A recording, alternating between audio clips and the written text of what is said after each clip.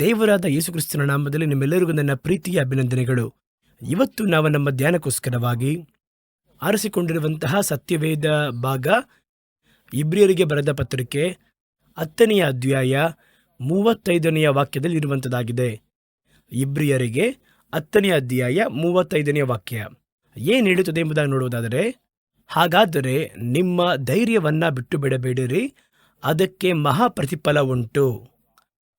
ನಿಮ್ಮ ಆತ್ಮಿಕ ಮನಧೈರ್ಯ ಇದೆ ನೋಡಿ, ಆ ಧೈರ್ಯವನ್ನು ನೀವು ಕಳಕೊಳ್ಳಬಾರದು. ಯಾಕಂತ ಕೇಳುವುದಾದರೆ, ಬಹಳ ದೊಡ್ಡ ಫಲಕ್ಕೋಸ್ಕರವಾಗಿ ಆತ್ಮಿಕ ಧೈರ್ಯವೆನ್ನುವುದೇ ಆತ್ಮಿಕ ಒಳ್ಳೆಯ ಫಲಗಳನ್ನು ನಾವು ಹೊಂದುವುದಕ್ಕೆ ಸಹಾಯ ಮಾಡುತ್ತದೆ. ಆತ್ಮದಲ್ಲಿ ಧೈರ್ಯವಿಲ್ಲದೆ ಇರುವವರು ಕರ್ತನ ಬಳಿಯಿಂದ ಬರುವಂತಹ ಪ್ರತಿಫಲವನ್ನು ಹೊಂದಲು ಸಾಧ್ಯವಿಲ್ಲ. ಧೈರ್ಯಕ್ಕೂ ನಾವು ಹೊಂದಿಕೊಳ್ಳತಕ್ಕಂತಹ ಫಲಕ್ಕೂ ಒಂದು ಸಂಬಂಧವಿರುವುದನ್ನು ಈ ವಾಕ್ಯ ನಮಗೆ ತೋರಿಸುವಂಥದ್ದಾಗಿದೆ.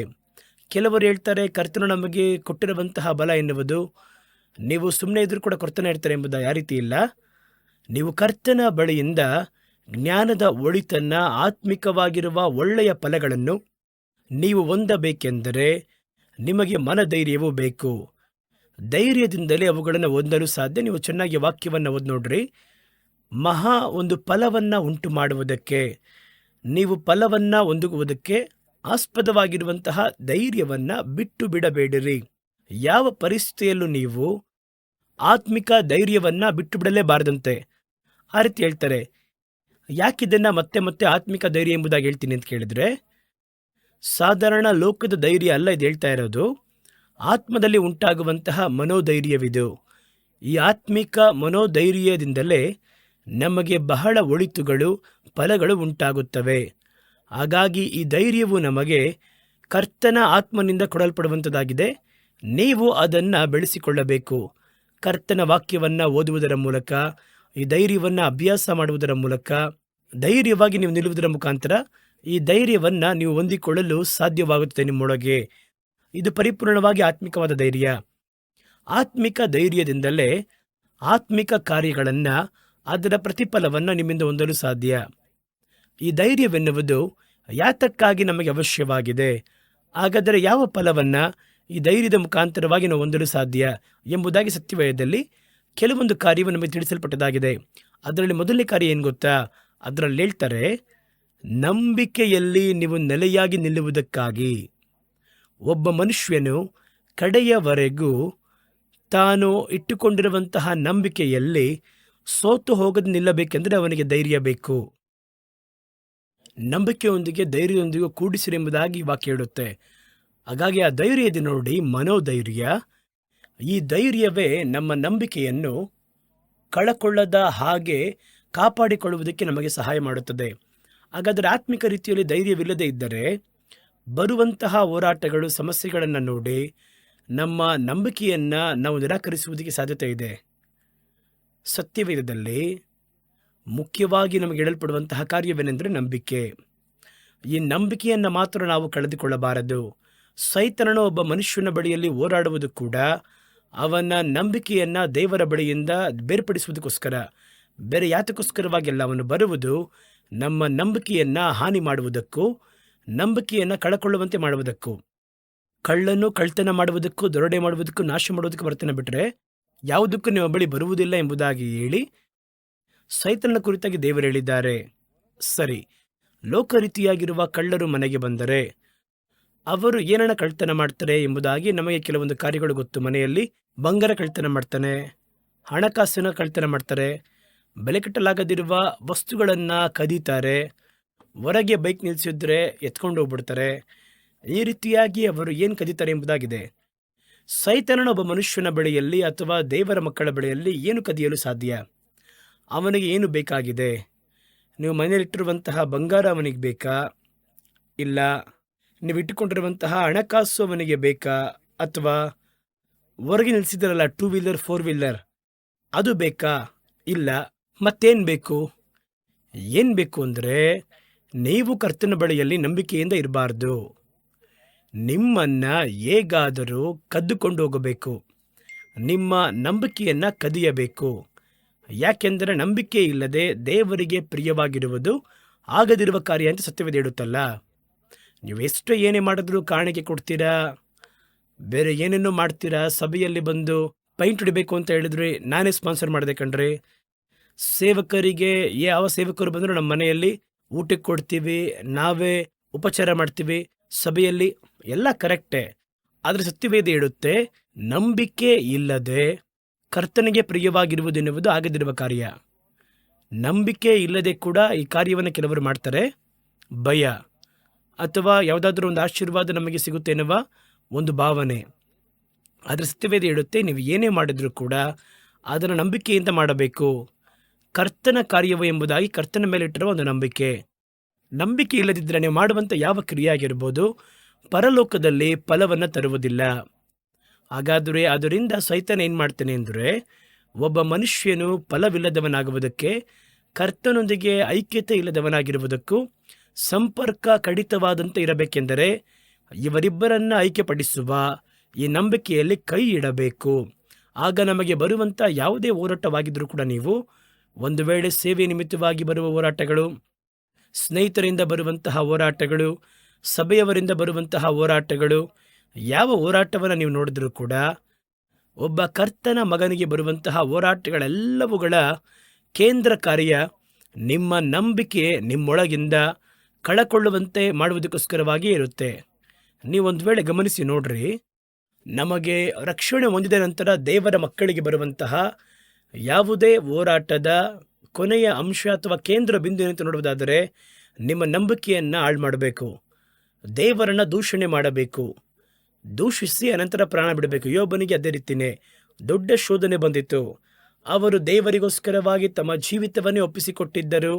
ನನ್ನ ಮಕ್ಕಳು ಕೂಡ ಅರಿಯದೆ ಎಲ್ಲಾದರೂ ತಪ್ಪು ಮಾಡ್ತಾರೋ ಎಂಬುದಾಗಿ ಅವರಿಗೋಸ್ಕರವಾಗಿ ಪಾಪ ಅರಿಕೆ ಮಾಡಿ ಯಜ್ಞವನ್ನು ಅರ್ಪಿಸಿ ಆ ಕಾಲದ ಕ್ರಮದ ಪ್ರಕಾರ ಇದೆಲ್ಲವನ್ನು ಮಾಡಿ ನೀತಿವಂತನಾಗಿ ಉತ್ತಮನಾಗಿ ಇದ್ದನು. ಅವರಿಗೆ ಹೋರಾಟ. ಈಗ ಅವರ ಮನಸ್ಸಲ್ಲಿ ಏನು ಬರುತ್ತದೆ, ಏನು ಬರಬೇಕು ನ್ಯಾಯವಾಗಿ, ದೇವರಿಗೆ ಇಷ್ಟೊಂದು ಮಾಡಿದ್ನಲ್ಲಪ್ಪ, ನೋಡಿ ನೋಡಿ ನೋಡಿ ಪರಿಶುದ್ಧವಾಗಿದ್ದೆ, ನನ್ನ ಮಕ್ಕಳು ಪಾಪ ಮಾಡಬಾರದು ಎಂಬುದಾಗಿ ಗಮನವಾಗಿದ್ದೆ, ಪ್ರತಿ ಬಾರಿ ದೇವರಿಗೆ ಆರಾಧನೆಯನ್ನು ಮಾಡಿದೆ, ನೀತಿವಂತನಾಗಿ ನಡೆದೆ, ಕೊನೆಯದಾಗಿ ನನಗೇನು ನಡೆಯಿತು? ನನ್ನ ಚರ್ಮವೆಲ್ಲ ನಾಶವಾಗಿ ನಡು ಬೀದಿಯಲ್ಲಿ ಬಂದು ನಿಂತಿದ್ದೀನಲ್ಲ, ಇನ್ನು ಮುಂದೆ ನಾನು ದೇವರನ್ನು ಸ್ಮರಿಸಬೇಕಾ ಎಂಬುದಾಗಿ ಬಂದಿರಬೇಕು. ಆದರೆ ಹಂಗೆ ಬರಲಿಲ್ಲ. ಅವರು ಕುಳಿತು ದೇವರಿಗೆ ಸ್ತೋತ್ರ ಮಾಡುತ್ತಾ ಇದ್ದಾರೆ.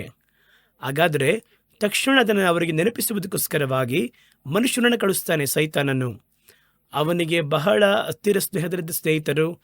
ಅವರು ಮಾತಾಡುವುದನ್ನು ನೀವು ನೋಡಬೇಕಾದ್ರೆ ನೆಗೆಟಿವ್ ಆಗಿರಲ್ಲ, ಅವರಿಗೆ ಬುದ್ಧಿ ಹೇಳುವ ರೀತಿಯಲ್ಲಿ, ಸಂತೈಸುವ ರೀತಿಯಲ್ಲಿ, ನಿಮಗೆ ಗೊತ್ತಿಲ್ಲದೆ ಏನೋ ರಹಸ್ಯ ಪಾಪವಿದೆ ಎಂಬುದಾಗಿ ದೇವ ಜನಗಳು ಮಾತಾಡುವ ರೀತಿಯಲ್ಲಿ, ಒಬ್ಬ ಸೇವಕನು ಮಾತಾಡುವಂತೆ ಮಾತಾಡಿ, ಬಹಳ ಫಿಲಾಸಫಿ ಮಾತಾಡಿ, ತತ್ವ ರೂಪವಾಗಿ ಮಾತಾಡಿ, ಅವರು ಮಾತಾಡಿದಂತಹ ಮಾತನ್ನು ಕರ್ತನು ನಿಧಾನವಾಗಿ ಮಾತಾಡಲಿಲ್ಲ ಅಂತ ಯಾಕೆ ಹೇಳಿದರು ಅಂದರೆ, ಕರ್ತನು ಹೇಳದೆ ನೀವು ಅವರು ಮಾತಾಡಿದಂತಹ ಕಾರ್ಯಗಳು, ಅವರು ಸ್ನೇಹಿತರು ಮಾತಾಡಿದ್ದನ್ನು ಓದಿ ನೋಡಿದರೆ ತಪ್ಪು ಥರ ಅನ್ಸೋದೇ ಇಲ್ಲ. ಅದು ದೇವರನ್ನ ಒಂದು ಕಡೆ ಹೊಗಳಿ ಮಾತಾಡಿರ್ತಾರೆ, ಅವರು ಸತ್ಯಸಂಧನು, ಅವರೆಲ್ಲವನ್ನು ನೀತಿಯಾಗಿ ಮಾಡುತ್ತಾರೆ, ನಿನ್ನ ಬಳಿ ಏನೋ ತಪ್ಪಿರುತ್ತದೆ, ಆ ರೀತಿಯೆಲ್ಲ ಅವರು ಒಳ್ಳೆಯದಾಗಿ ಹೇಳುವ ರೀತಿಯಲ್ಲಿ ಹೇಳ್ತಾರೆ.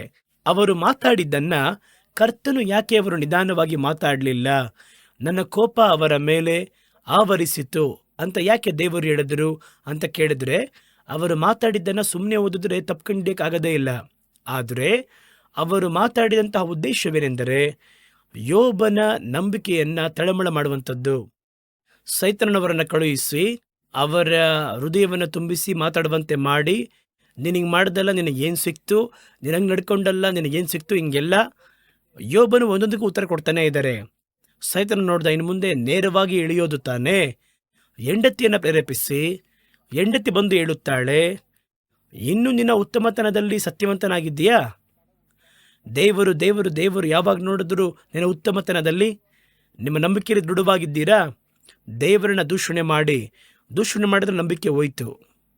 ದೇವರನ್ನ ದೂಷಣೆ ಮಾಡಿ ಪ್ರಾಣ ಬಿಡು. ಯಾಕೆ ಸುಮ್ಮನೆ ಪ್ರಾಣ ಬಿಟ್ಟರೆ? ದೇವರನ್ನ ದೂಷಣೆ ಮಾಡಿ ಪ್ರಾಣ ಬಿಟ್ಟರೆ ಸೈತಾನನಿಗೆ ಲಾಭ. ಅದು ಹೆಂಗಿದ್ರು ಸಾಯ್ತಾರಲ್ವ ಅವರು. ಸರಿ, ನೀವು ಸತ್ತೋಗಿರಿ ಅಂತ ಹೇಳ್ಬೋದು. ದೇವರನ್ನ ದೂಷಣೆ ಮಾಡಿ ನಿನ್ನ ಪ್ರಾಣವನ್ನು ಬಿಡು ಅಂದರೆ ಅವರ ನಂಬಿಕೆಯನ್ನು ಬಿಟ್ಟು ಅನಂತರ ಪ್ರಾಣ ಬಿಡು. ಅದು ಸೈತಾನನ ಉದ್ದೇಶವೇ. ಆದ್ದರಿಂದಲೇ ಸ್ನೇಹಿತರನ್ನು ಕಳಿಸಿ ಮಾತಾಡದ ಒಂದೊಂದು ಕಾರ್ಯವನ್ನು ಅವರಿಗೆ ಪ್ರಕಟಿಸಿ ತೋರಿಸುತ್ತಲೇ ಇದ್ದರು ಅವರು. ಈ ರೀತಿ ಇದ್ದಿದ್ರಲ್ಲಿ ಏನು ಲಾಭ? ಇದುವೇ ನಂಬಿಕೆಗೆ ಬರುವ ಹೋರಾಟ. ಹೆಂಡತಿನೇ ಹೇಳ್ತಾಳೆ, ಸತ್ತೋಗಪ್ಪ. ಆ ರೀತಿಯಾಗಿ. ಆಗ ಅವರು ಹೇಳುವಂತಹ ಕಾರ್ಯವನ್ನು ನೋಡಿ, ಅವರು ಸತ್ತರೆ ಕರ್ತನನ್ನ ದೂಷಣೆ ಮಾಡಿದರು ಅಥವಾ ನಂಬಿಕೆಯನ್ನು ಕಳಕೊಂಡರು ಎನ್ನುವುದೇ ಅರ್ಥ ಅಲ್ಲಿ. ಯಾಕೆಂದರೆ ಅವರು ಹೇಳುವುದು, ನೀನು ಸತ್ತು ಹೋಗು ಅಂತ ಅರ್ಥ, ನೀನು ಆತ್ಮಹತ್ಯೆ ಮಾಡ್ಕೊ ಅಂತ ಅರ್ಥ. ದೇವರನ್ನ ದೂಷಿಸಿ ಪ್ರಾಣ ಬಿಡು. ಹಾಗಾದರೆ ಪ್ರಾಣ ಬಿಡುವುದು ಇಟ್ಟುಕೊಳ್ಳುವುದು ನನ್ನ ಕೈಯಲ್ಲ ಇದೆ, ನಿಮ್ಮ ಕೈಯಲ್ಲಿದೆಯಾ? ಆ ಪ್ರಾಣವನ್ನು ಬಿಡುವುದು ನಿಮ್ಮ ಕೈಯಲ್ಲಿದ್ದರೆ ಅದಕ್ಕೆ ಹೆಸರು ಆತ್ಮಹತ್ಯೆ ಎಂಬುದಾಗಿ ಹೆಸರು. ಹಾಗಾದರೆ ದೇವರನ್ನ ದೂಷಣೆ ಮಾಡುವುದು ಕೂಡ ಒಂದೇ, ನಂಬಿಕೆಯನ್ನು ಕಳಕೊಳ್ಳುವುದು ಒಂದೇ, ತನ್ನ ಜೀವವನ್ನು ನಾಶ ಮಾಡಿಕೊಳ್ಳುವುದು ಒಂದೇ. ಆ ಹೆಂಡತಿಯ ಮುಖಾಂತರವಾಗಿ ಈ ಕಾರ್ಯವನ್ನು ಒತ್ತಾಯ ಮಾಡುತ್ತದೆ ಸೈತಾನನು. ಹಲವು ತರುಣಗಳಲ್ಲಿ ನಮ್ಮ ಕ್ರೈಸ್ತಿಯ ಜೀವನದಲ್ಲಿ, ನಂಬಿಕೆಯ ಜೀವನದಲ್ಲಿ ನಮಗೆ ಬರುವಂತಹ ಹೋರಾಟವೆಲ್ಲ, ಅದು ಬರುವಾಗ ಹೋರಾಟ ನಮಗೆ ಯಾವುದನ್ನು ಪ್ರೇರೇಪಿಸುತ್ತದೆ ಅಂತ ನೋಡುವುದಾದರೆ, ದೇವರನ್ನ ಬಿಟ್ಬಿಡು, ಅವರ ಮೇಲಿಟ್ಟಿರುವಂತಹ ನಂಬಿಕೆಯನ್ನು ಬಿಟ್ಟು ಬಿಡು. ಇದುವೇ ಅದನ್ನು ಬೇರೆ ಬೇರೆ ವರ್ಷದಲ್ಲಿ ಹೇಳ್ಬೋದಷ್ಟೇ. ನಾವು ಅದನ್ನು ಸರಿಯಾಗಿ ಅರ್ಥ ಮಾಡಿಕೊಳ್ಳದ ಹಾಗೆ ನಮಗೆ ಮನಸ್ಸಿನ ಒಳಗೆ ಹಾಗೆ ಬಿಂಬವಾಗಿದ್ದು, ದೇವರಿಗೆ ಸೇವೆ ಮಾಡೋದಲ್ಲಪ್ಪ, ಓಡ್ದಲ್ಲಪ್ಪ, ಏನು ಸಿಕ್ತು ನೋಡು ನಿನಗೆ, ಅವರೆಲ್ಲ ಈ ರೀತಿಯಾಗಿದ್ದಾರೆ, ಈಗೆಲ್ಲ ಪ್ರೇರೇಪಿಸಿ ನಂಬಿಕೆಯನ್ನು ಕಳ್ಕೊಳ್ಳುವಂತೆ ಮಾಡ್ತಾನೆ. ಹಾಗಾದರೂ ಯಾವ ಸ್ಥಿತಿಯಲ್ಲಿ ಕೂಡ ದೇವರ ಮೇಲೆ ಇಟ್ಟಿರುವಂತಹ ನಂಬಿಕೆಯನ್ನು ಮಾತ್ರ ಕಳ್ಕೊಳ್ಳದೇ ಇರಬೇಕು. ಅದಕ್ಕೆ ಈ ಪಾಡುಗಳ ಮುಖಾಂತರವಾಗಿ ಹಾದು ಬರುವಾಗ ಆ ನಂಬಿಕೆಯನ್ನು ಹಿಡಿದುಕೊಳ್ಳುವುದಕ್ಕೋಸ್ಕರವಾಗಿ ಬಿಟ್ಟು ಬಿಡದೇ ಇರುವುದಕ್ಕೆ ಒಂದು ಮನೋಧೈರ್ಯ ಬೇಕು. ಯೋಬನಿಗೆ ಧೈರ್ಯವಿತ್ತು. ಅವರು ಹೇಳಿದ್ರು, ನಮ್ಮನ್ನು ಕೊಂದು ಹಾಕಿದರೂ ನಾನು ಅವರ ಮೇಲೆ ನಂಬಿಕೆಯಾಗಿರ್ತೇನೆ. ಇಷ್ಟೊಂದು ಕಾರ್ಯ ಬಂತಲ್ಲ, ನನ್ನ ಸಾಯಿಸಿರಪ್ಪ, ನಾನು ಕರ್ತನ ಬಳಿಯಲ್ಲಿ ನಂಬಿಕೆಯಾಗಿರ್ತೀನಿ. ಆ ನಂಬಿಕೆಯನ್ನು ತೆಗೆಯಕ್ಕೆ ಯಾರಿಂದಲೂ ಸಾಧ್ಯ ಇಲ್ಲ. ನನ್ನ ಪ್ರಿಯನು ಜೀವಂತವಾಗಿದ್ದಾರೆ, ಅವರನ್ನು ಒಂದು ದಿನ ಮುಖಾಮುಖಿಯಾಗಿ ದರ್ಶಿಸುವೆನು. ಆ ರೀತಿಯಾಗಿ ತನ್ನ ನಂಬಿಕೆಯನ್ನು ಅರಿಕೆ ಮಾಡುತ್ತಾನೆ. ಹಾಗಾದರೂ ನಮಗೆ ಬರುವಂತಹ ಹೋರಾಟಗಳು, ಸಮಸ್ಯೆಗಳು, ಅದರ ನಡುವೆ ಅದಕ್ಕಿರುವಂತಹ ನಂಬಿಕೆಯನ್ನು ಕಾಪಾಡಿಕೊಳ್ಳುವುದಕ್ಕೆ ಒಂದು ಮನೋಧೈರ್ಯ ಬೇಕು. ಅಪೊಸ್ತಲನಾದ ಪೌಲನು ಹೇಳ್ತಾನೆ, ಒಳ್ಳೆಯ ಹೋರಾಟವನ್ನು ಹೋರಾಡಿದೆ. 2 ತಿಮೋತಿಯ ಪುಸ್ತಕ 4ನೇ ಅಧ್ಯಾಯ 7ನೇ ವಾಕ್ಯ. ಒಳ್ಳೆಯದೊಂದು ಹೋರಾಟವನ್ನು ಹೋರಾಡಿದೆ. ಅವರೆಷ್ಟೋ ಹೋರಾಟವನ್ನು ಹೋರಾಡಿದರು. ದುಷ್ಟ ಮನುಷ್ಯರೊಂದಿಗೆ ಹೋರಾಡಿದನು ಅಂತ ಹೇಳ್ತಾರೆ, ದುಷ್ಟ ಮೃಗಗಳೊಂದಿಗೆ ಹೋರಾಡಿದ ಅಂತ ಹೇಳ್ತಾರೆ, ಸುಳ್ಳು ಸಹೋದರರೊಂದಿಗೆ ಹೋರಾಡಿದೆ ಅಂತ ಹೇಳ್ತಾರೆ. ಅವರ ಜೀವನದಲ್ಲಿ ಕರ್ತನಲ್ಲಿ ಬಂದ ನಂತರ ಹೋರಾಟನೇ ಅಧಿಕ. ಅವರು ಈ ಹೋರಾಟಗಳಲ್ಲಿ ಅವರು ಒಳ್ಳೆಯ ಹೋರಾಟ ಎಂಬುದಾಗಿ ಒಂದನ್ನು ಹೇಳುತ್ತಾರೆ. ಅದು ಏನೆಂದರೆ, ನನ್ನ ನಂಬಿಕೆಗೋಸ್ಕರವಾಗಿ ನಾನು ಹೋರಾಡಿದಂತಹ ಹೋರಾಟವೆಲ್ಲವೂ ಒಳ್ಳೆಯ ಹೋರಾಟವೇ. ನನ್ನ ವಿಶ್ವಾಸವನ್ನು ಹಾಳು ಮಾಡುವುದಕ್ಕೂ ಕಳಕೊಳ್ಳುವಂತೆ ಮಾಡುವುದಕ್ಕೂ ಬಂದ ಎಲ್ಲ ಹೋರಾಟಗಳಲ್ಲಿಯೂ ನಾನು ಹೋರಾಡದೆ ನೋಡಿ, ಅದಕ್ಕೆ ಹೆಸರೇ ಒಳ್ಳೆಯ ಹೋರಾಟ ಎಂಬುದಾಗಿ. ಅವ್ರು ಹೇಳ್ತಾರೆ ನೋಡಿ, ಯಾತಕ್ಕೋಸ್ಕರ ಹೋರಾಡಬೇಕು ಅಂದರೆ ನನ್ನ ವಿಶ್ವಾಸವನ್ನು ಕಾದುಕೊಳ್ಳುವುದಕ್ಕೆ. ಒಳ್ಳೆಯ ಹೋರಾಟವನ್ನು ಹೋರಾಡಿದೆ, ಓಟವನ್ನು ಕಡೆಗಾಣಿಸಿದೆ, ನಂಬಿಕೆಯನ್ನು ಕಾದುಕೊಂಡೆನು. ಇದರ ಮೊದಲು ಜೀವ ಕಿರೀಟ ನನಗೋಸ್ಕರವಾಗಿ ಇಡಲ್ಪಟ್ಟಿದೆ ಎಂಬುದಾಗಿ ಹೇಳ್ತಾರೆ. ಹಾಗಾದರೆ ನಮಗೆ ಬರುವಂತಹ ಹೋರಾಟಗಳನ್ನು ಎದುರುಗೊಳ್ಳುವುದಕ್ಕೂ, ಆ ಹೋರಾಟಗಳ ಒಳಗೆ ಹೋಗುವುದು ದೊಡ್ಡದಲ್ಲ. ಅಲ್ಲಿ ಆ ನಂಬಿಕೆಯನ್ನು ಕಳಕೊಳ್ಳದೆ ಅದನ್ನು ಉಳಿಸಿಕೊಳ್ಳುವುದಕ್ಕೂ ನಮಗೆ ಧೈರ್ಯ ಅಗತ್ಯವಾಗಿದೆ. ಹೋರಾಟಗಳು ಬರುವಾಗ ಯಾರೇ ಆಗಿದ್ರೂ ಭಯ ಇರುತ್ತದೆ, ಭಯವಿರುತ್ತದೆ. ಆ ಭಯವನ್ನು ಜಯಿಸುವುದಕ್ಕೋಸ್ಕರವಾಗಿ ನಮಗೊಂದು ಧೈರ್ಯ ಬೇಕಾಗಿದೆ. ಒಂದು ಹೋರಾಟದಲ್ಲಿ ಬರುವಾಗ ಇದು ಯಾವ ರೀತಿ ಮುಗಿಯುತ್ತೆ ನಮಗೆ ಗೊತ್ತಾಗೋದಿಲ್ಲ. ಇದು ಎಲ್ಲೋ ಮುಗಿಯುತ್ತೆ, ಯಾವ ರೀತಿ ಏನಾಗುತ್ತೆ ಎಂಬುದು ನಮಗೆ ಗೊತ್ತಿಲ್ಲ. ಆದರೆ ಹೋರಾಟಗಳು ಬಂದರೆ, ಹೊರಗೆ ಹೋರಾಟಗಳು ಬಂದರೆ, ಎಷ್ಟು ದೊಡ್ಡ ವ್ಯಕ್ತಿಯಾಗಿದ್ದರೂ ಮನದಲ್ಲಿ ಗೊಂದಲವಾಗಿರುತ್ತೆ. ಆ ಭಯವನ್ನು ಜಯಿಸುವುದಕ್ಕೋಸ್ಕರವಾಗಿಯೇ ಸತ್ಯವೇದ ಹೇಳ್ತಾ ಇದೆ, ನಮಗೆ ಧೈರ್ಯವೂ ಬೇಕು ಎಂಬುದಾಗಿ ಹೇಳುತ್ತೆ. 2 ಕೊರಿಂಥದವರಿಗೆ ಬರೆದ ಪತ್ರಿಕೆ 7ನೇ ಅಧ್ಯಾಯ 4-5ನೇ ವಾಕ್ಯವನ್ನು ಓದುವುದಾದರೆ, 4ನೇ ವಾಕ್ಯದಲ್ಲಿ ಅವರಲ್ಲಿ ಹೇಳ್ತಾರೆ, ಬಹಳ ಧೈರ್ಯದೊಂದಿಗೆ ನಿಮ್ಮ ಬಳಿಯಲ್ಲಿ ಮಾತಾಡುತ್ತಿದ್ದೇನೆ, ನಿಮ್ಮ ಕುರಿತಾಗಿ ಬಹಳ ಸಂತೋಷ ಪಡುವವನಾಗಿದ್ದೇನೆ, ಆದರಣೆಯಿಂದ ತುಂಬಲ್ಪಟ್ಟಿದ್ದೇನೆ, ನಮಗೆ ಉಂಟಾದಂತಹ ಸಕಲ ಉಪದ್ರವಗಳಲ್ಲಿಯೂ ಪೂರ್ಣ ಸಂತೋಷವುಳ್ಳವರಾಗಿದ್ದೇವೆ. ಯಾವ ರೀತಿ ಎಂದರೆ, ನಾವು ಮೆಕೆದೋನಿಯ ಆ ದೇಶ ಪ್ರಾಂತ್ಯಕ್ಕೆ ಬಂದಾಗ ನಮ್ಮ ಶರೀರಕ್ಕೆ ವಿಶ್ರಾಂತಿ ಏನೂ ಇಲ್ಲದೆ ಯಾವಾಗಲೂ ಉಪದ್ರವ ಪಟ್ಟೆವು. ಎಲ್ಲ ಕಡೆಗಳಲ್ಲಿಯೂ ಹೋರಾಟ, ಉಪದ್ರವ, ಎಲ್ಲ ಕಡೆ ಉಪದ್ರವ. ಅನಂತರ ಹೋರಾಟವು, ಒಳಗೆ ಭಯಗಳು ಇದ್ದವು. ನೋಡಿದ್ರ ಎಷ್ಟು ಹೋರಾಟ ಬರುವಾಗ ಆ ಹೋರಾಟ ಯಾವ ರೀತಿ ಮುಗಿಯುತ್ತೆ ನಮಗೆ ಗೊತ್ತಿಲ್ಲ. ಆ ಹೋರಾಡುವಂತಹ ಸಂದರ್ಭದಲ್ಲಿ ಒಂದು ಅವನು ಜಯಿಸ್ತಾನ ಅಥವಾ ಹೋರಾಟ ಜಯಿಸುತ್ತದ, ನಾನು ಜಯಿಸ್ತೇನೆ ಗೊತ್ತಿಲ್ಲ ನನಗೆ. ಈ ಹೋರಾಟದ ಅಂತ್ಯ ಏನಂತ ಗೊತ್ತಿಲ್ಲ ನನಗೆ. ಆದ್ದರಿಂದ ಹೋರಾಡುವವರಿಗೆ ಭಯ ಕಡ್ಡಾಯವಾಗಿರುತ್ತೆ. ಇವರು ಒಳ್ಳೆಯ ಹೋರಾಟವನ್ನು ಹೋರಾಡಿದವರು, ಮನೋಧೈರ್ಯ ಇರುವವರು. ಅವ್ರು ಹೇಳ್ತಾರೆ, ನನಗೆ ಹೊರಗೆ ಹೋರಾಟ ಇತ್ತು, ಒಳಗೊಳಗೆ ಭಯ ಇತ್ತು ನನ್ನ ಒಳಗೆ. ಆ ಒಂದು ಹೋರಾಟದ ಕಾಲದಲ್ಲಿ ಬರುವಂತಹ ಭಯವನ್ನು ಜಯಿಸಲು, ಎದುರುಗೊಳ್ಳಲು ಧೈರ್ಯ ನಮಗೆ ಬೇಕು. ಈ ಧೈರ್ಯ, ಆತ್ಮಿಕವಾದ ಧೈರ್ಯ ನಮ್ಮೊಳಗೆ ಇಲ್ಲ ಅಂದರೆ ಹೋರಾಟಗಳು ಬರುವಾಗ ಭಯವು ನಮ್ಮನ್ನು ಜಯಿಸುತ್ತದೆ. ಭಯ ನಮ್ಮನ್ನು ಜಯಿಸುವುದಾದರೆ ಹೋರಾಟ ನಮ್ಮನ್ನು ಜಯಿಸಲು ಮುಂದಾಗುತ್ತೆ. ಆದ್ದರಿಂದ ನಂಬಿಕೆಗೆ ಹೋರಾಡುವಂತಹ ಹೋರಾಟವೇ ಒಳ್ಳೆಯ ಹೋರಾಟ ಎಂಬುದಾಗಿ ಸತ್ಯವೇದ ಹೇಳುತ್ತದೆ. ಅವರು ತಮ್ಮ ಶಿಷ್ಯರಿಗೆ ಹೇಳುವುದನ್ನು ನೋಡಿ. 1 ತಿಮೋತಿ 6:12 ನಂಬಿಕೆಗೋಸ್ಕರವಾಗಿ ಒಳ್ಳೆಯ ಹೋರಾಟವನ್ನು ಹೋರಾಡು. ನೀನು ಹೋರಾಡಬೇಕು ಅಂದರೆ ಸುಮ್ಮನೆ ಜನಗಳೊಂದಿಗೆ ಬೇಡದಿರುವಂತಹ ಹೋರಾಟಗಳನ್ನು ಮಾಡಬೇಡ. ನಂಬಿಕೆಗೋಸ್ಕರವಾಗಿ ಶ್ರೇಷ್ಠ ಹೋರಾಟವನ್ನು ಹೋರಾಡು. ನಿತ್ಯ ಜೀವವನ್ನು ಪಡೆದುಕೋ. ಅದಕ್ಕೋಸ್ಕರವಾಗಿ ನೀನು ಕರೆಯಲ್ಪಟ್ಟಿದ್ದೀಯಾ. ಅನೇಕ ಸಾಕ್ಷಿಗಳ ಮುಂದೆ ಒಳ್ಳೆ ಪ್ರತಿಜ್ಞೆ ಮಾಡಿದವನಾಗಿದ್ದೀಯಾ. ಕರ್ತನು ನಮ್ಮನ್ನು ಕರೆದದ್ದು ಅದಕ್ಕೋಸ್ಕರವಾಗಿಯೇ, ನಿತ್ಯ ಜೀವವನ್ನು ಹೊಂದಲು. ನಿತ್ಯ ಜೀವವನ್ನು ಹೊಂದಬೇಕೆಂದರೆ ಒಂದು ಒಳ್ಳೆಯ ಹೋರಾಟವನ್ನು ಹೋರಾಡಬೇಕು. ಒಳ್ಳೆಯ ಹೋರಾಟವನ್ನು ಹೋರಾಡಿ ಜಯಿಸಬೇಕೆಂದರೆ ನಿನಗೆ ಮನೋಧೈರ್ಯ ಬೇಕು ಎನ್ನುವುದನ್ನು ಅವರಲ್ಲಿ ಹೇಳೋದನ್ನು ನೋಡ್ತೇವೆ. 2ನೇ ಕಾರ್ಯ ನೋಡಿ, ಧೈರ್ಯವು ನಮಗೆ ಯಾತಕ್ಕಾಗಿ ಬೇಕು. 2ನೇ ಕಾರ್ಯ ಹೇಳುತ್ತೆ, ಕರ್ತನ ಬರುವಿಕೆಯಲ್ಲಿ ನಾವು ಕರ್ತನ ಮುಂಭಾಗದಲ್ಲಿ ನಿಲ್ಲುವುದಕ್ಕೆ ನಮಗೆ ಧೈರ್ಯ ಬೇಕು.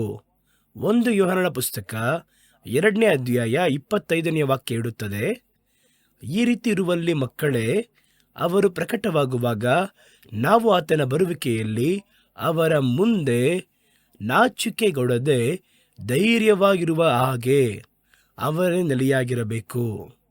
ಧೈರ್ಯ ನಿಮಗೆ ಯಾಕೆ ಬೇಕು ಅಂತ ಕೇಳುವುದಾದರೆ, 2ನೇ ಬರುವಿಕೆಯಲ್ಲಿ ಯೇಸು ಅವರ ಮುಂದೆ ನಿಲ್ಲಬೇಕು.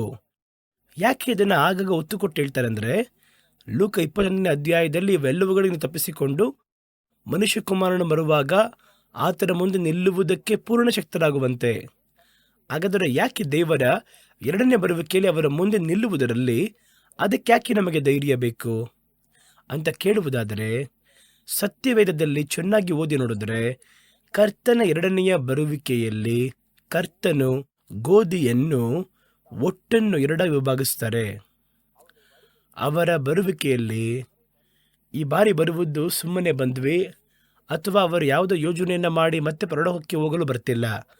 ಅವರು ಬರುವಾಗ 2ನೇ ಬರುವಿಕೆಯಲ್ಲಿ ನಡೆಯುತ್ತೆ ಅಂತ ಕೇಳಿದ್ರೆ, ಕರ್ತನು ತಮ್ಮ ಜನಗಳನ್ನು, ಗೋಧಿಯನ್ನು, ಅದರ ಒಟ್ಟನ್ನು 2 ಭಾಗ ಮಾಡ್ತಾರೆ. ದುಷ್ಟರು, ಸೈತಾನನ ಹಿಂಬಾಲಿಸಿದವರು, ನಂಬಿಕೆ ಇಲ್ಲದವರು, ಭಯಪಡುವವರು, ಅಸಹ್ಯವಾದವರು, ಇವರನ್ನೆಲ್ಲ 2 ವಿಭಾಗಿಸ್ತಾರೆ. ಅದರಲ್ಲಿ ದೇವರ ಮಕ್ಕಳನ್ನು ಪ್ರತ್ಯೇಕಿಸಿ ಅವರೇ ಅವ್ರ ಮುಂದೆ ನಿಲ್ಲಕ್ಕೆ ಸಾಧ್ಯ. ಅಲ್ಲಿ ಎಲ್ಲರೂ ಹೋಗಿ ನಿಲ್ಲಕ್ಕಾಗಲ್ಲ. ಸಂದರ್ಭದಲ್ಲಿ ಮೊದಲ ಬರುವಿಕೆಯಲ್ಲಿ ಎಲ್ಲರೂ ಅವ್ರ ಮುಂದೆ ನಿಲ್ಲಕ್ಕೆ ಸಾಧ್ಯ ಆಯಿತು. ಅವರನ್ನು ದೇವಾಲಯಕ್ಕೆ ಕರ್ಕೊಂಡೋದ್ರು. ಮೊದಲ ಬರುವಿಕೆಯಲ್ಲಿ ಅಲ್ಲಿದ್ದವರು ಅವರ ಕೈಯಲ್ಲಿ ಅವರನ್ನು ಹೊತ್ಕೊಳಕ್ಕಾಯಿತು. ಯಾಜಕರು ಅವರ ಮುಂದೆ ನಿಲ್ಲಕ್ಕೆ ಸಾಧ್ಯ ಆಯಿತು. ಅವರ ಮುಂದೆ ಅವರ ತಂದೆ, ತಾಯಿ, ಸ್ನೇಹಿತರು, ಬಂಧು ಬಳಗದವರು, 3 ಜೋಯಿಸರು ಎಲ್ಲರೂ ನಿಲ್ಲುವುದಕ್ಕಾಯಿತು.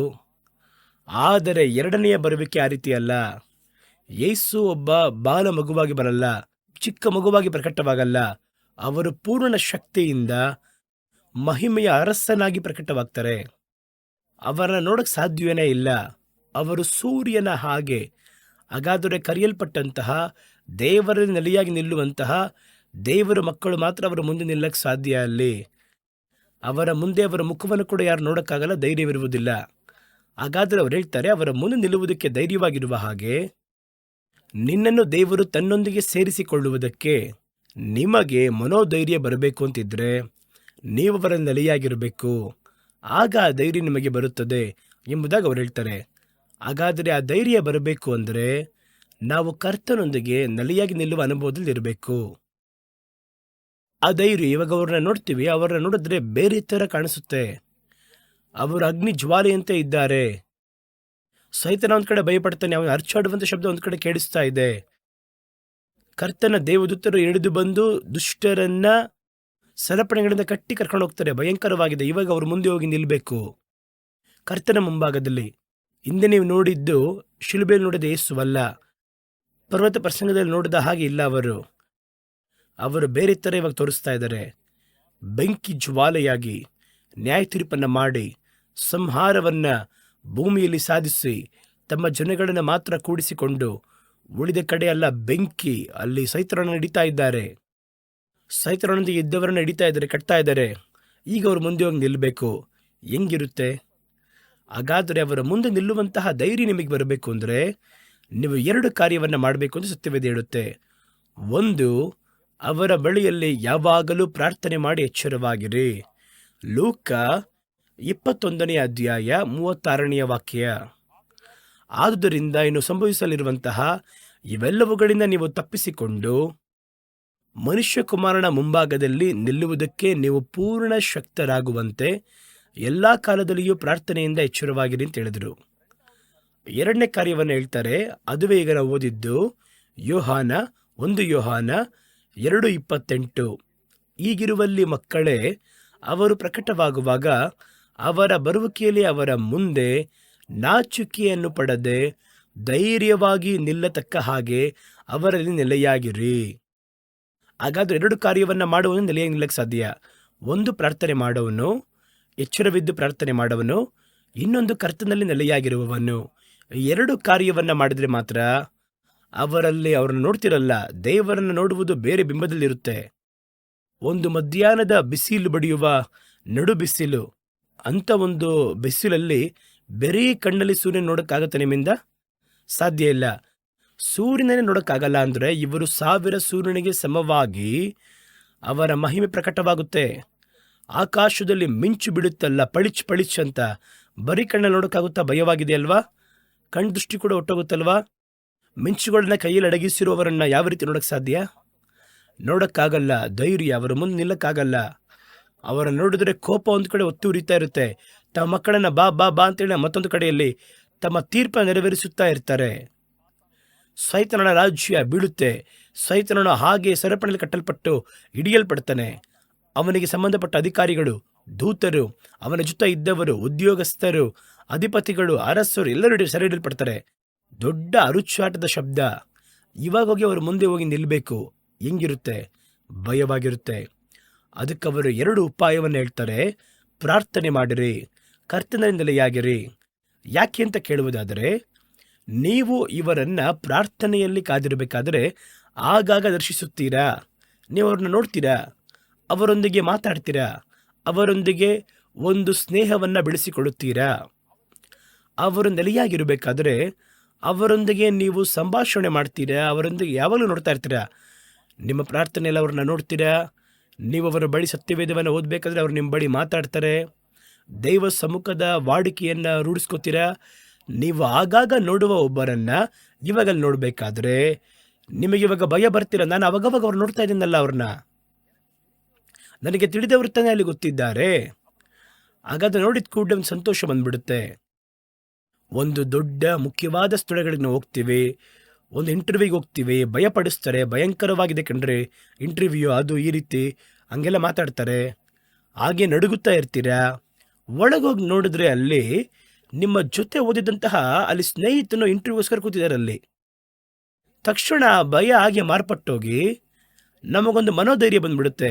ಮನೋಧೈರ್ಯ, ನಮ್ಮ ಫ್ರೆಂಡ್ ತಾನೇ ಅಲ್ಲಿ ಕೂತಿರುವಂಥದ್ದು. ಈಗ ನಾವು ಸ್ಪಷ್ಟವಾಗಿ ಮಾತಾಡೋಕ್ಕೆ ಸಾಧ್ಯ, ಉತ್ತರ ಕೊಡೋಕ್ಕೆ ಸಾಧ್ಯ. ಅದೇ ಪ್ರಕಾರ ನೀವು ಆಗಾಗ ನೋಡಿ ನಿಮ್ಮ ಕೋಣೆಯಲ್ಲಿ ಸಂಧಿಸಿದವರನ್ನ ಇವಾಗ ನೀವು ಸಿಂಹಾಸನದಲ್ಲಿ ನೋಡ್ತಾ ಇದ್ದೀರಾ. ಬೆಂಕಿಯಾಗಿದ್ರು, ಬೆಂಕಿಮಯವಾಗಿದ್ರು, ಇವ್ರು ನಿಮ್ಮ ಮುಂಚಿತವಾಗಿ ಗೊತ್ತು. ಹಿಂದಿನ ರಾತ್ರಿವರೆಗೂ ಅವರು ನಿಮ್ಮ ಬಳಿ ಮಾತಾಡಿದ್ದಾರೆ, ನಿಮ್ಮೊಂದಿಗೆ ಅವರ ಸ್ನೇಹ ಇದ್ದಿದೆ. ಆಗ ನಮ್ಮೊಳಗೆ ನಮಗೆ ತಿಳಿದವರನ್ನೇ ನೋಡ್ತಾ ಇದ್ದೀವಿ, ಆ ಧೈರ್ಯ ಬರುತ್ತೆ. ಪ್ರಾರ್ಥನೆ ಮಾಡದೆ ಬರೀ ಹೆಸರು ಕ್ರೈಸ್ತರಾಗಿರುತ್ತಾ ಆಗಲೇ ದೇವರನ್ನ ಮೊಟ್ಟ ಮೊದಲ ಬಾರಿ ನೋಡಿದ್ರೆ ಸತ್ತವನಾಗಿ ಬಿದುಕ್ತಾನಷ್ಟೇ ಅವನು. ದಾನಿಯೇಲ್ ಮೊಟ್ಟ ಮೊದಲು ದೇವರನ್ನ ಮುಖಾಮುಖಿಯಾಗಿ ನೋಡಿದಾಗ ಸತ್ತವನಾಗಿ ಬಿದ್ದೆ ಅಂತ ಹೇಳ್ತಾನೆ. ಕರ್ತನನ್ನು ಆಗಾಗ ಸಂಧಿಸುವಾಗ ಒಬ್ಬ ಸ್ನೇಹಿತನಂತೆ ಮಾತಾಡ್ತೀರಾ, ಪಳಗುತ್ತೀರಾ. ಒಬ್ಬ ಅಮೆರಿಕನ್ ಎಂಬಸಿ ಒಳಗೆ ನೀವು ಹೋಗ್ತಂತ ಇಟ್ಕೊಳ್ಳಿ, ವೈಯಕ್ತಿಕವಾಗಿ ಒಬ್ಬರನ್ನ ಇಂಟರ್ವ್ಯೂ ಮಾಡಬೇಕು, ನಿಮ್ಮನ್ನು ಬಂದು ಅವರು ಇಮಿಗ್ರೇಷನ್ನಲ್ಲಿ ಕ್ಲಿಯರೆನ್ಸ್ ಕೊಡಬೇಕು ನಿಮಗೆ. ಅವರು ಭಯಪಡ್ತೀರ ಒಳಗೆ ಹೋಗುವುದಕ್ಕೆ. ಒಳಗೆ ಹೋಗಿ ನೋಡಿದ್ರೆ ನಿಮಗೆ ಫೇಸ್ಬುಕ್ಕಲ್ಲಿ ಸ್ನೇಹಿತರಾಗಿದ್ದ ಒಬ್ಬರು, ನಿಮ್ಮೊಂದಿಗೆ ಬಹಳ ಆಂತರ್ಯದ ಕಾರ್ಯವನ್ನು ಮಾತಾಡುವಂಥ ಒಬ್ಬರು, ಬಹಳ ಸ್ನೇಹಿತರು ಅಲ್ಲಿ ಒಂದು ವೇಳೆ ಕುಳಿತಿದ್ರೆ ಆ ಮನೋಧೈರ್ಯ ಒಂದು ನಿಮಿಷದಲ್ಲಿ ನಮ್ಮಲ್ಲಿದ್ದಂತಹ ಭಯವೆಲ್ಲ ಒಟ್ಟೋಗುತ್ತೆ ನೋಡಿ. ಆ ರೀತಿಯಾಗಿ ನೀವು ಜೀವಿಸುವ ಕಾಲಘಟ್ಟದಲ್ಲಿ ದೈವ ಸಮ್ಮುಖದ ವಾಡಿಕೆಯನ್ನು ಅಧಿಕರಿಸಿಕೊಂಡರೆ ಅವರನ್ನು ದರ್ಶಿಸುವಾಗ ಭಯ ಬರುವುದಿಲ್ಲ. ಅವರೆಷ್ಟೇ ಮಹಿಮೆಯಾಗಿ ತೋರ್ಪಟ್ಟರು ಕೂಡ ನಮ್ಮಪ್ಪ ತಾನೇ, ನನ್ನ ರಕ್ಷಣೆ ಮಾಡಿದವ್ರು ತಾನೇ, ನನ್ನ ಮನೆಯಲ್ಲಿ ನಿಂತು ಮಾತಾಡೋರು ತಾನೆ, ಅವರು ಕಾರ್ಯವನ್ನು ಪ್ರಕಟಿಸಿ ಮಾತಾಡಿದವ್ರು ತಾನೆ. ಹಾಗಾದರೆ ಅವರ ಬಳಿ ಹೋಗುವುದಕ್ಕೆ ಭಯವಿರುವುದಿಲ್ಲ. ಬಾ ಅಂತ ಕರೆದ್ರೆ ಹೊಟ್ಟೋಗ್ತೀವಿ ನಾವು. ಹಾಗಾದರೆ ಅದನ್ನೇ ಸತ್ಯವೇದ ಹೇಳುತ್ತೆ, ಭಯವಿಲ್ಲದ ಧೈರ್ಯವನ್ನು ಉಂಟು ಮಾಡುವುದಕ್ಕೆ ನೀವು ದೇವರೊಂದಿಗೆ ಸಂಪರ್ಕದಲ್ಲಿರುವ ಪ್ರಾರ್ಥನೆ ಮಾಡಬೇಕು. ಯಾವಾಗಲೂ ಪ್ರಾರ್ಥನೆ ಮಾಡಿ ಎಚ್ಚರವಾಗಿರಬೇಕು. ಯಾವಾಗಲೂ ಆ ಒಂದು ಸಂಬಂಧದಲ್ಲಿ ಹೊಸದಾಗಿರಬೇಕು. ಕರ್ತನ ಬಳಿಯಲ್ಲಿ ನೆಲೆಯಾಗಿ ನಿಲ್ಲಬೇಕು. ಕರ್ತನಲ್ಲಿ ನಿಮ್ಮ ಜೀವನ ರೂಪುಗೊಂಡಿರಬೇಕು. ಆ ರೀತಿ ಇರುವಲ್ಲಿ ಈ ಬರುವಿಕೆಯಲ್ಲಿ ಅವರ ಯಾವ ರೂಪ ನೋಡಿದ್ರೆ ನಿಮಗೆ ಭಯನೇ ಬರಲ್ಲ. ಅವರು ಯಾರು ಅಂತ ನಿಮಗೆ ಗೊತ್ತು. ಮುಂಚಿತವಾಗಿ ಮಾತಾಡಿದ್ದಾರೆ, ಪಳಗಿದ್ದಾರೆ, ಮುಟ್ಟಿದ್ದಾರೆ, ಮೇಲೆತ್ತಿದ್ದಾರೆ, ನಿಮಗೆ ಕಾರ್ಯವನ್ನು ಪ್ರಕಟಿಸಿ ಮಾತಾಡಿದ್ದಾರೆ, ಯಾಜಕರಾಗಿದ್ದಿದ್ದಾರೆ, ಒಂದು ಅಪ್ಪನ ಹಾಗೆ ಇದ್ದಿದ್ದಾರೆ, ತಾಯಿಯಾಗೆ ಇದ್ದಿದ್ದಾರೆ, ನಿಮ್ಮ ಸುಖ ದುಃಖಗಳು ಎಲ್ಲವುಗಳಲ್ಲಿ ಭಾಗವಹಿಸಿದ್ದಾರೆ. ಯಾಕೆ ಭಯಪಡ್ತೀರಾ? ಮತ್ತೊಬ್ಬರಿಗೆ ಭಯ, ಸೈತಾನನಿಗೆ ಭಯ, ಉಳಿದವರಿಗೆ ಭಯ, ನನಗೂ ಏನು ಭಯ? ಹಾಗಾದರೆ ನಾವು ಬದುಕುವಂಥ ಕಾಲಘಟ್ಟದಲ್ಲಿ ದೈವ ಸಮ್ಮುಖದ ವಾಡಿಕೆಯನ್ನು, ದೇವರೊಂದಿಗೆ ಇರುವಂತಹ ಸಂಭಾಷಣೆಯನ್ನು ಬಲಪಡಿಸಿಕೊಂಡರೆ ನೀವು ಭಯಪಡ ಅವಶ್ಯವೇ ಇಲ್ಲ, ಭಯಪಡುವುದೂ ಇಲ್ಲ. ಇಲ್ಲದಿದ್ದರೆ ಅವ್ರನ್ನ ನೋಡೋಕ್ಕಾಗಲ್ಲ, ಕಷ್ಟ. ಅದು ಭಯಪಡಲೇಬೇಕು. ಮೂರನೇ ಕಾರ್ಯವನ್ನು ನೋಡಿರಿ, ನ್ಯಾಯ ತೀರ್ಪಲ್ಲಿ ನಿಲ್ಲುವುದಕ್ಕೆ ನಮಗೆ ಧೈರ್ಯ ಬೇಕು. ನ್ಯಾಯ ತೀರ್ಪಲ್ಲಿ ಬಹಳ ಭಯವಾಗಿರುತ್ತೆ. ನ್ಯಾಯ ತೀರ್ಪಲ್ಲಿ ಒಬ್ಬೊಬ್ಬರು ವೈಯಕ್ತಿಕವಾಗಿ ಉತ್ತರ ಕೊಡಬೇಕಲ್ಲಿ. ನಿಮಗೋಸ್ಕರ ನಾನು ಅಲ್ಲಿ ಮಾತಾಡೋಕ್ಕಾಗಲ್ಲ. ನೀವು ಹೇಳ್ತೀರಲ್ಲ, ನನಗೆ ಈ ಥರ ಒಂದು ಸಮಸ್ಯೆ ಇದೆ ಬ್ರದರ್, ಪ್ರಾರ್ಥನೆ ಮಾಡಿಕೊಡ್ರಿ, ಮೇಲ್ ಹಾಕಿದ್ದೀನಿ, ಅಥವಾ ಒಂದು ನಿಮ್ಮ ಬಳಿ ಬರ್ತೀನಿ, ಪ್ರಾರ್ಥನೆಯನ್ನು ಮಾಡಿರಿ, ದೇವರ ಬಳಿ ನೀವು ಮಾತಾಡ್ರಿ. ಅದೆಲ್ಲ ಅಲ್ಲಿ ಏನು ಕಾರ್ಯ ನಡೆಯಲ್ಲ. ನ್ಯಾಯ ತೀರ್ಪು ಅಂತ ಬಂದರೆ ತನ್ನ ಮಕ್ಕಳಿಗೋಸ್ಕರವಾಗಿ ತಾಯಿ ಮಾತಾಡೋಕ್ಕಾಗಲ್ಲ, ತಾಯಿಗೋಸ್ಕರ ಮಗನು ಮಾತಾಡೋಕ್ಕಾಗಲ್ಲ, ಹೆಂಡತಿಗಾಗಿ ಗಂಡ ಮಾತಾಡೋದಕ್ಕೆ ಸಾಧ್ಯ ಇಲ್ಲ, ಸಭೆಗೋಸ್ಕರವಾಗಿ ಅದರ ಪಾಲಕ ಮಾತಾಡೋಕ್ಕೆ ಸಾಧ್ಯ ಇಲ್ಲ. ವೈಯಕ್ತಿಕವಾಗಿ ನಿಲ್ಲಬೇಕು. ನ್ಯಾಯ ತೀರ್ಪಿನಲ್ಲಿ ನಿಲ್ಲುವಾಗ ವಿಚಾರಿಸುತ್ತಾರೆ. ಪ್ರತಿ ಕಾರ್ಯವು ವಿಚಾರಣೆಗೊಳಗಾಗುತ್ತೆ. ನಾವು ಮಾಡಿದಂತಹ ಪ್ರತಿ ಕಾರ್ಯವು ನಮ್ಮ ನೆನಪಿಗೆ ತರಲ್ಪಡುತ್ತದೆ. ಅಷ್ಟೇ, ಅದು ಹಾಗೆ ಸ್ಪಷ್ಟವಾಗಿ ಕಾಣಿಸುತ್ತೆ. ಕರ್ತನು ಅದನ್ನು ಒಂದು ನೆನಪಿನ ಪುಸ್ತಕದಲ್ಲಿ ಬರೆದಿಟ್ಟಿರ್ತಾರೆ. ಆ ಸಂದರ್ಭದಲ್ಲಿ ಆ ಪುಸ್ತಕವು ತೆರೆಯಲ್ಪಡುತ್ತದೆ ಎಂಬುದಾಗಿ ವಾಕ್ಯ ಹೇಳುತ್ತದೆ. ನಾವು ಅಂದ್ಕೊಂತೀವಿ ದೊಡ್ಡ ಲೆಡ್ಜರ್ ಥರ ಒಂದು ಪುಸ್ತಕವನ್ನಿಟ್ಟು ಒಬ್ಬೊಬ್ಬರ ಕತೆ ಬರೆಯಲ್ಪಟ್ಟಿರುತ್ತೆ. ಅದರಲ್ಲಿ ಇಷ್ಟು ಹಾಳೆ ಬರುತ್ತೆ ಎಂಬುದಾಗಿ ನಾವು ಅನ್ಕೋತೀವಿ. ಆ ಪುಸ್ತಕ ಹಂಗೆಲ್ಲ ಆ ಥರ ಎಲ್ಲ ಇಲ್ಲ. ಆ ಪುಸ್ತಕ ನಿಮ್ಮೊಳಗೂ ನನ್ನೊಳಗೂ ಇರುವಂಥದ್ದಾಗಿದೆ. ನನ್ನ ಕುರಿತಾಗಿರುವ ಪುಸ್ತಕ ನನ್ನ ಮೆಮೊರಿ ಒಳಗಿದೆ. ನನ್ನ ಹೃದಯದಲ್ಲಿ, ನನ್ನ ಆತ್ಮದಲ್ಲಿ ಎಲ್ಲವೂ ಸ್ಟೋರ್ ಆಗಿದೆ. ಈಗ ನಾನು ಬದುಕುವಾಗ ಕೆಲವೊಂದು ನೆನಪಿಗೆ ಬರುತ್ತೆ, ಹಲವು ನನಗೆ ನೆನಪಿಗೆ ಬರ್ತಾ ಇಲ್ಲ. ಆದರೆ ನ್ಯಾಯ ತೀರ್ಪಲ್ಲಿ ನಿಲ್ಲಬೇಕಾದರೆ ಒಂದು ಚಿಕ್ಕ ಸೂಜಿಯನ್ನು ಕೆಳಗಾಕಿ ತೆಗೆದಿದ್ದು ಕೂಡ ನಿಮಗೆ ಅಲ್ಲಿ ಎಲ್ಲವೂ ನಿಮ್ಮ ಮೆಮೊರಿಯಲ್ಲಿ ಹೊರಗೆ ಬರುತ್ತೆ. ಅವೆಲ್ಲವೂ ನಿಮ್ಮ ಕಣ್ಗಳ ಮುಂದೆ ಕಾಣಿಸುತ್ತೆ. ಒಂದೊಂದಕ್ಕೂ ನೀವು ಉತ್ತರವನ್ನು, ಜವಾಬ್ದಾರಿನ ಹೇಳಬೇಕಲ್ಲಿ. ಯಾಕೆ ಈ ಪಾಪವನ್ನು ಮಾಡಿದೆ, ಯಾಕೆ ಈ ರೀತಿ ನಡೆದುಕೊಂಡೆ, ಯಾಕೆ ಇವರಿಗೆ ವಿರುದ್ಧವಾಗಿ ಮಾತಾಡದೆ, ಪ್ರತಿ ಮನುಷ್ಯನು ಮಾತಾಡುವಂತಹ ಪ್ರತಿ ಮಾತಿನ ಕುರಿತಾಗಿ ನ್ಯಾಯ ತೀರ್ಪಲ್ಲಿ ಲೆಕ್ಕೋಪಿಸಬೇಕು ಎಂಬುದಾಗಿ ತಾನೇ ಸತ್ಯವೇದ ಹೇಳುತ್ತೆ. ಮಾತಾಡಿದ ಕೂಡ ಹೇಳ್ಬೇಕಂತಾರೆ ನಾವು. ಹಾಗಾದ್ರೆ ಅಲ್ಲಿ ಹೋಗಿ ನಾವು ನಿಲ್ಲಬೇಕು ಅಂದರೆ ಭಯವಾಗಿರುತ್ತೆ. ಸತ್ಯವೇದ ಹೇಳುತ್ತೆ ನೋಡಿ, 1 ಯೋಹನ ಪುಸ್ತಕ 4ನೇ ಅಧ್ಯಾಯ 17ನೇ ವಾಕ್ಯದಲ್ಲಿ, ನ್ಯಾಯ ತೀರ್ಪಿನ ದಿನದಲ್ಲಿ ನಮಗೆ ಧೈರ್ಯ ಉಂಟಾಗತಕ್ಕ ಹಾಗೆ. ಹಾಗಾದರೆ ಆ ಧೈರ್ಯ ನಮಗೆ ಬರಬೇಕು ಅಂದರೆ ಪ್ರೀತಿ ನಮ್ಮ ಬಳಿ ಪರಿಪೂರ್ಣ ಪಡಬೇಕು. ಅದನ್ನು ಹೇಳ್ತಾರಲ್ಲಿ, ನ್ಯಾಯ ತೀರ್ಪಿನ ದಿನದಲ್ಲಿ ನಮಗೆ ಧೈರ್ಯ ಉಂಟಾಗತಕ್ಕ ಹಾಗೆ ಪ್ರೀತಿ ನಮ್ಮ ಬಳಿ ಪೂರ್ಣವಾಗುತ್ತದೆ. ಯಾಕೆಂದರೆ ಅವರಿರುವ ಪ್ರಕಾರವಾಗಿ ನಾವು ಈ ಲೋಕದಲ್ಲಿ ಇದ್ದೇವೆ. ಯೇಸು ಇದ್ದ ಹಾಗೆ ಈ ಲೋಕದಲ್ಲಿರುವುದಾದರೆ ಯಾರು ನ್ಯಾಯ ವಿಚಾರಿಸುವುದಿಲ್ಲ ನಿಮ್ಮನ್ನು. ಯಾಕಂದರೆ ಅವರು ನ್ಯಾಯ ತೀರ್ಪನ್ನು ಜಯಿಸಿದವರು.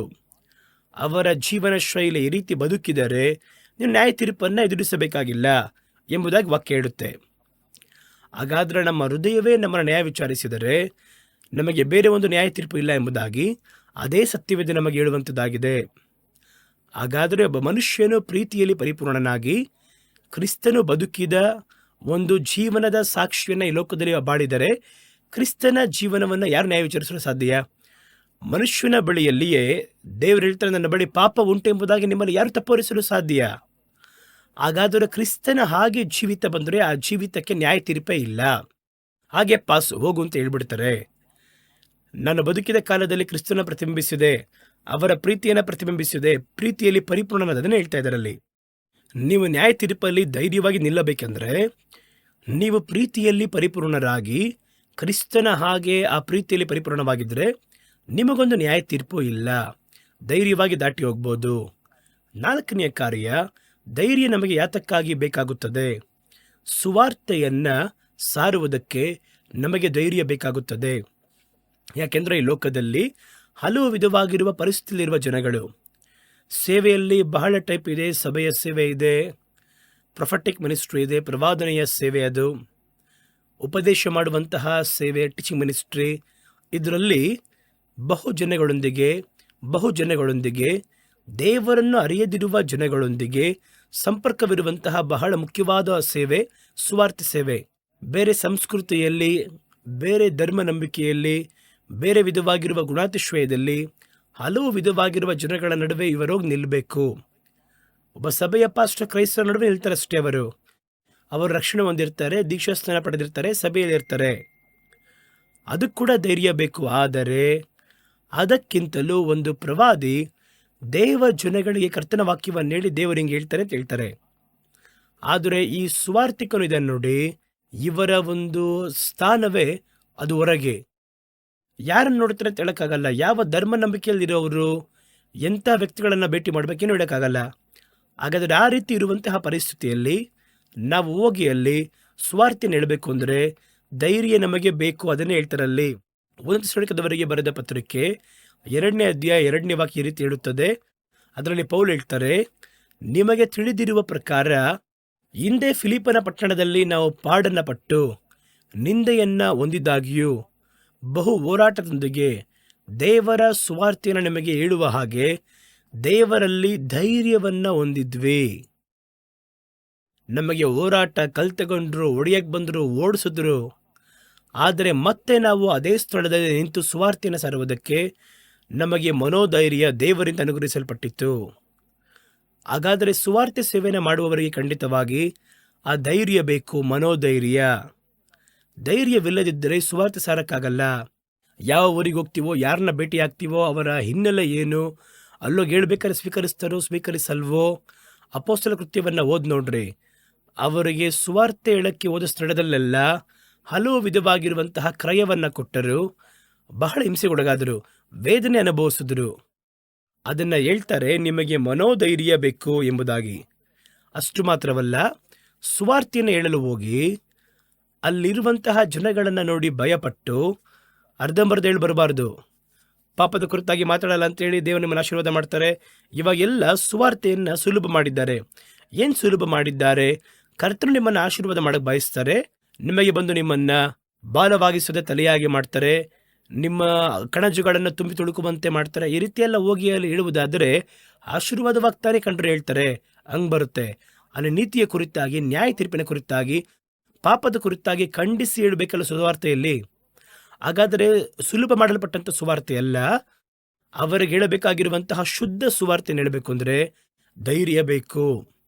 ಆದ್ದರಿಂದ ಪೌಲ ಹೇಳ್ತಾನೆ, ನಾವು ಕರ್ತನ ಸುವಾರ್ತೆಯನ್ನು ಹೇಳುವ ಹಾಗೆ, ಧೈರ್ಯವಾಗಿ ಹೇಳುವ ಹಾಗೆ ನಮಗೋಸ್ಕರವಾಗಿ ವಿಜ್ಞಾಪನೆ ಮಾಡ್ರಿ ಎಂಬುದಾಗಿ ಹೇಳ್ತಾರೆ. ಎಫೆಸದವರಿಗೆ 6:27 ಗಮನಿಸಿ. ನಾನು ಧೈರ್ಯವಾಗಿ ನನ್ನ ಬಾಯಿ ತೆರೆದು ಸುವಾರ್ತೆಯನ್ನು ತಿಳಿಸುವುದಕ್ಕಾಗಿ ನನಗೆ ವಾಗ್ದಾನ ಮಾಡಲ್ಪಟ್ಟ ಹಾಗೆ ನನಗೋಸ್ಕರ ವಿಜ್ಞಾಪನೆ ಮಾಡಿರಿ. ಯಾಕೆ ಅವರಿಗೆ ಸುವಾರ್ತೆ ಸಾರ ಗೊತ್ತಿಲ್ವಾ?